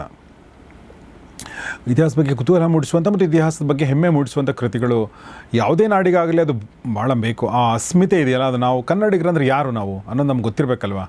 ಸೊ ಅವಾಗ ನಾವು ನಮ್ಮ ಕಥೆಯನ್ನು ನಮ್ಮ ಮಕ್ಕಳಿಗೆ ಹೇಳ್ತೀವಿ, ಮೊಮ್ಮಕ್ಕಳಿಗೆ ಹೇಳ್ತೀವಿ ಮುಂದೊಂದು ದಿನ, ನಮ್ಮದು ಒಳ್ಳೆ ಇತಿಹಾಸದ ಈ ಪುಸ್ತಕಗಳನ್ನ ಓದಿ ಅಂತಂದಾಗ ಆ ಹೆಮ್ಮೆಯೊಂದಿಗೆ ಬೆಳೆದ್ರೆ ಅವರು ಬೆಳೆಯುವ ರೀತಿ ಬೇರೆ ಇರುತ್ತೆ, ಅವ್ರ ಜಗತ್ತನ್ನು ನೋಡೋ ರೀತಿ ಬೇರೆ ಇರುತ್ತೆ. ಇಲ್ಲ ರೂಟ್ಲೆಸ್ ಆಗಿ ನಾವು ಬೆಳೆದ್ಬಿಟ್ರೆ ನಮಗೆ ನಮ್ಮ ಬಗ್ಗೆನೇ ಗೊತ್ತಿಲ್ಲ ಅಂದಾಗ ನಾವು ಬೇರೆಯವ್ರ ಬಗ್ಗೆ ಏನು ಮಾತಾಡೋಕ್ಕೆ ಸಾಧ್ಯ ಅಥವಾ ಏನು ಮಾಡೋಕ್ಕೆ ಸಾಧ್ಯ ಲೈಫಲ್ಲಿ. ಆ ದೃಷ್ಟಿಯಿಂದ ನನಗೆ ಇತಿಹಾಸದ ಪುಸ್ತಕಗಳು ಯಾವಾಗಲೂ ಇಷ್ಟ ಆಗ್ತವೆ. ಈಗ ಮತ್ತೊಂದು ಸಲ ಈ ಪುಸ್ತಕ ನನಗೆ ಇಷ್ಟ ಆಗೋದಲ್ಲ, ನಿಮಗೆಲ್ಲ ಇಷ್ಟ ಆಗುತ್ತೆ ಅಂತ ನಾನು ಭಾವಿಸ್ತಾ ಸಂತೋಷ್ ಕುಮಾರ್ ಮೆಹೆಂದಳ್ಳಿ ಅವರಿಗೆ ನಾನು ಧನ್ಯವಾದಗಳನ್ನ ಹೇಳ್ತೀನಿ ಈ ಪುಸ್ತಕ ಬರೆದಿದ್ದಕ್ಕಾಗಿ ಮತ್ತು ನಮ್ಮ ಜೊತೆ ಮಾತಾಡಿದ್ದಕ್ಕಾಗಿ. ಸಂತೋಷ್, ತುಂಬ ಧನ್ಯವಾದ. ನಮ್ಮ ಜೊತೆ ನೀವು ಇಷ್ಟೊತ್ತು ಮಾತಾಡಿದ್ರಿ. ನಿಮ್ಮ ಜೊತೆ ಯಾವಾಗಲೂ ಇಂಟ್ರೆಸ್ಟಿಂಗ್ ಆಗಿರುತ್ತೆ ಕಾನ್ವರ್ಸೇಷನು. ಈ ಒಂದು ಪುಸ್ತಕ ಕೊಟ್ಟಿದ್ದಕ್ಕಾಗಿನ ಧನ್ಯವಾದಗಳನ್ನ ನಿಮಗೆ ಮತ್ತು ನಿಮ್ಮ ಪ್ರಕಾಶಕರಿಗೆ ಧನ್ಯವಾದಗಳನ್ನ ಹೇಳ್ತಾ ತುಂಬ ಥ್ಯಾಂಕ್ಸ್ ನಮ್ಮ ಜೊತೆ ಮಾತಾಡಿದ್ದಕ್ಕಾಗಿ. Thank you Gourish. ಕನ್ನಡದ ಓದುಗರನ್ನ ತಲುಪೋ ನಿಟ್ಟಿನಲ್ಲಿ ಯಾವಾಗಲೂ ನಿಮ್ಮ ಬೆಂಬಲ ಇದೆ. ಇದೇ ರೀತಿ ಕನ್ನಡ ಸಾಹಿತ್ಯಕ್ಕೆ ನಮ್ಮ ಒಂದು ಈ ಮೀಡಿಯಾ ಇದು ಕೂಡ ಇರಲಿ. ಹಾಗೆ ಓದುಗರಿಗೂ ಅಷ್ಟೇ ನೈಜವಾದ ಓದಿಸಬಲ್ಲ ಸಾಹಿತ್ಯ ಓದಿ ಅಂತ ಅನ್ನೋದು ನನ್ನ ಒಂದು ವಿನಂತಿ. ಯಾಕಂತಂದರೆ ಸಾವಿರಾರು ಪುಸ್ತಕಗಳ ಮಧ್ಯದಲ್ಲಿ ನಮಗೆ ಆಯ್ಕೆ ಬಹಳ ಕಷ್ಟ ಇವತ್ತು ಕನ್ನಡ ಸಾಹಿತ್ಯದಲ್ಲಿ. ಆದರೆ ಆ ನಿಟ್ಟಿನಲ್ಲಿ ಏನಾಗುತ್ತೆ ಅಂತಂದರೆ ಯಾವುದೋ ಪುಸ್ತಕ ಅನಿವಾರ್ಯಕ್ಕೆ ಬಿದ್ದು ತೆಗೆದುಕೊಂಡಾಗ ನೈಜವಾದ ಸಾಹಿತ್ಯವನ್ನು ನಾವು ಬಿಟ್ಟುಬಿಡ್ತೇವೆ. ನಂದೇ ಅಂತಲ್ಲ, ಬಹಳಷ್ಟು ಜನ ಒಳ್ಳೊಳ್ಳೆ ಸಾಹಿತ್ಯಗಳು ಹೊಸಬ್ರನ್ನ ಓದಿ ನಾನು ಹೇಳೋದು. ಯಾಕಂತಂದ್ರೆ ನಾವು ಒಂದು ಜನ್ರೇಷನ್ ಓದುಗರಿಗೆ ನಿಂತು ಬಿಡ್ತಾ ಇದ್ದೇವೆ. ಅದನ್ನು ಈಗ ಹೇಗಂತಂದರೆ ಪ್ರಾಜೆಕ್ಟ್ ಮಾಡ್ತಿರೋದನ್ನು ಹಾಗೆ ಇದೆ. ಈಗಲೂ ನಾವು ಹಳೆಯ ಕಾದಂಬರಿಗಾರನ್ನ, ಹಳೆಯ ಪುಸ್ತಕಗಳನ್ನೇ ಪ್ರಾಜೆಕ್ಟ್ ಮಾಡ್ತಿರೋ. ಅದರರ್ಥ ಹೊಸಬರು ಬರಿತಾ ಇಲ್ಲ ಅಂತಲ್ಲ, ಹೊಸಬ್ರನ್ನ ನೀವು ಓದ್ತಾ ಇಲ್ಲ. ಒಂದ್ಸಲ ಓದ್ ನೋಡಿ. ಯಾಕಂದ್ರೆ ನಾವು ಸಾಮಾನ್ಯವಾಗಿ ಒಂದು ಹೋಟ್ಲು ಓಪನ್ ಆಯಿತು ಅಂದ್ಕೊಳ್ಳಿ, ಟೇಸ್ಟ್ ಮಾಡಕ್ಕೆ ಹೋಗ್ತೀವಿ. ಚೆನ್ನಾಗಿಲ್ಲ ಅಂದರೆ ಬಿಡೋ ಅಂಥ ಆಪ್ಷನ್ ನಿಮ್ಗೆ ಇದ್ದೇ ಇದೆ. ಕರೆಕ್ಟ್ ನೋಡಿ ಓದಿ ಅಷ್ಟೇ ಹೇಳೋದು. ನಮಸ್ಕಾರ. Thank you. ಸೊ ಭಾಳ ಒಳ್ಳೆ ಮಾತದ ಆ್ಯಕ್ಚುಲಿ ಹೇಳ್ಬೇಕಂದ್ರೆ ಕೆಲವೊಂದು ಸಲ ನಾವು ಇತಿಹಾಸದಲ್ಲಿ ಕಳೆದು ಹೋಗ್ಬಿಟ್ಟಿರ್ತೀವಿ. ಅಂದರೆ ತುಂಬ ಚೆನ್ನಾಗಿ ಒಂದು 40-50 ವರ್ಷಗಳ ಹಿಂದೆ, ಒಂದು ಶತಮಾನದ ಹಿಂದೆ ಬರೆದಂಥ ಲೇಖಕರನ್ನ ನಾವು ಅಪ್ರಿಷಿಯೇಟ್ ಮಾಡ್ತೀವಿ. ಅವರು ಒಂಥರ ದಂತಕಥೆ ಆಗಿರ್ತಾರೆ. ಯಾರಾದರೂ ಯಾವ್ದು ಪುಸ್ತಕ ಓದಲಿ ಅಂದರೆ ಅವ್ರ ಪುಸ್ತಕನ ಹೇಳ್ತಾರೆ. ಅದು ತಪ್ಪು ಕೂಡ ಅಲ್ಲ. ಅದರ ಜೊತೆಗೆ ಸಮಕಾಲೀನವಾಗಿ ಬರಿತಾ ಇರುವಂಥ, ನಮ್ಮ ಜೊತೆಗೆ ಇರುವಂಥ, ನಮಗೆ ಕೈಗೆ ಸಿಗುವಂಥ, ಎಟುಕುವಂಥ ಲೇಖಕರು ಈಗಲೂ ತುಂಬ ಜನ ಲೇಖಕರಿದ್ದಾರೆ ಮತ್ತು ಅವರು ಒಳ್ಳೆಯ ಪುಸ್ತಕಗಳನ್ನ ಬರಿತಾ ಇದ್ದಾರೆ. ಅಂಥದ್ರಲ್ಲಿ ಒಬ್ಬರು ಸಂತೋಷ್ ಕುಮಾರ್ ಅವರು ಮತ್ತು ಅವರ ಪುಸ್ತಕ ಈಗ ಬಂದಿರುವಂಥದ್ದು ವಿಕ್ರಮಾದಿತ್ಯ. ಸೊ ನನಗೆ ಒಂದು ಕಾಲಕ್ಕೆ ಪುಸ್ತಕ ಓದೋಕ್ಕೆ ಒಂದಷ್ಟು ದಿನ ರಜೆ ಸಿಕ್ಕರೆ ಎಷ್ಟು ಒಳ್ಳೆಯದಲ್ವಾ ಅಂತ ನನಗೆ ಅನ್ನಿಸ್ತಿತ್ತು. ಓಕೆ, ನಾನು ಸುವರ್ಣ ನ್ಯೂಸ್ ಬಿಟ್ಟಾಗ ಪುಸ್ತಕ ಓದಬೇಕು ಒಂದಷ್ಟು ತಿಂಗಳ ಕಾಲ ಅಂತ ಅಂದ್ಕೊಂಡಿದ್ದೆ. ನಾನು ಒಂದಷ್ಟು ಓದಿದೆ ಕೂಡ ಆ ಟೈಮಲ್ಲಿ. ಮತ್ತೆ ನಮ್ಮ ರುಟೀನ್ ಲೈಫ್ ಎಷ್ಟು ಬ್ಯುಸಿ ಆಗ್ಬಿಟ್ಟಿದೆ ಅಂದರೆ ಮತ್ತೆ ಟೈಮ್ ಸಿಗ್ತಾ ಇಲ್ಲ ಅನ್ನೋ ಥರ ಆಗಿದೆ. ಆದರೂ ಕೂಡ ಪ್ರತಿದಿನ ರಾತ್ರಿ 1 ಗಂಟೆಗಳ ಕಾಲ ಓದುವಂಥ ಪ್ರಯತ್ನ ಮಾಡ್ತೀನಿ ನಾನು. ಸೊ ಹಾಗೆ ದಯವಿಟ್ಟು ಓದುವಂಥ ಒಂದು ಹವ್ಯಾಸವನ್ನು ರೂಢಿಸ್ಕೊಳ್ಳಿ. ಇಲ್ಲದೇ ಇದ್ದರೆ ಮತ್ತು ನಿಮ್ಮ ಮಕ್ಕಳಿಗೆ, ನಿಮ್ಮ ಸ್ನೇಹಿತರಿಗೆ ಗಿಫ್ಟ್ ಕೊಡೋ ಪರಿಪಾಠ ಇದ್ದರೆ, ಏನೋ ಗಿಫ್ಟ್ ಕೊಡೋ ಬದಲಾಗಿ ಒಂದಿನ ಕೊಟ್ಟು ಆಮೇಲೆ ಮರುದಿನ ಅದು ಎಲ್ಲಿರುತ್ತೆ ಅನ್ನೋದು ಗೊತ್ತಿಲ್ಲ, ಅದ್ರ ಬದಲಾಗಿ ಈ ಥರ ಪುಸ್ತಕಗಳನ್ನ ಗಿಫ್ಟ್ ಹಾಕ್ಕೊಡಿ. ಒಂದು 10 ಪುಸ್ತಕಗಳನ್ನ ಖರೀದಿ ಮಾಡಿ ಇಟ್ಕೊಳ್ಳಿ. ಎಲ್ಲೋ ಹೋಗ್ತಾ ಇದ್ದೀರಾ, ಕೇವಲ 500. ನೀವು ಇವತ್ತೊಂದು ಬೋಕೆ ಕೊಡಬೇಕಾದ್ರೂ ಕೂಡ ನೀವು 1,000 ರೂಪಾಯಿ ಖರ್ಚು ಮಾಡ್ತೀರಾ. ಅದರ ಬೋಕೆ ಮರುದಿನ ಏನಾಗಿರುತ್ತೆ ಹೇಳಿ, ಒಂದು ಡಸ್ಟ್ಬಿನಲ್ಲಿ ಬಿದ್ದಿರುತ್ತೆ. ಸೊ ಅದ್ರ ಬದಲಾಗಿ ಈ ಥರ ಪುಸ್ತಕ ಅಂದರೆ ಒಳ್ಳೆಯ ಪುಸ್ತಕಗಳನ್ನ ಗಿಫ್ಟ್ ಹಾಕ್ಕೊಡ್ಬಹುದು ಅಂತ ಹೇಳ್ತಾ ಇವತ್ತಿನ ಈ ಮಾತುಕತೆ ಮುಗಿಸ್ತಾ ಇದ್ದೀನಿ. ನೋಡ್ತಾ ಇರಿ ಗೌರಿ ಶಕ್ತಿ ಸ್ಟುಡಿಯೋ ಮತ್ತು ಓದ್ತಾ ಇರಿ ಹೊಸ ಪುಸ್ತಕಗಳನ್ನ. ನಮಸ್ಕಾರ.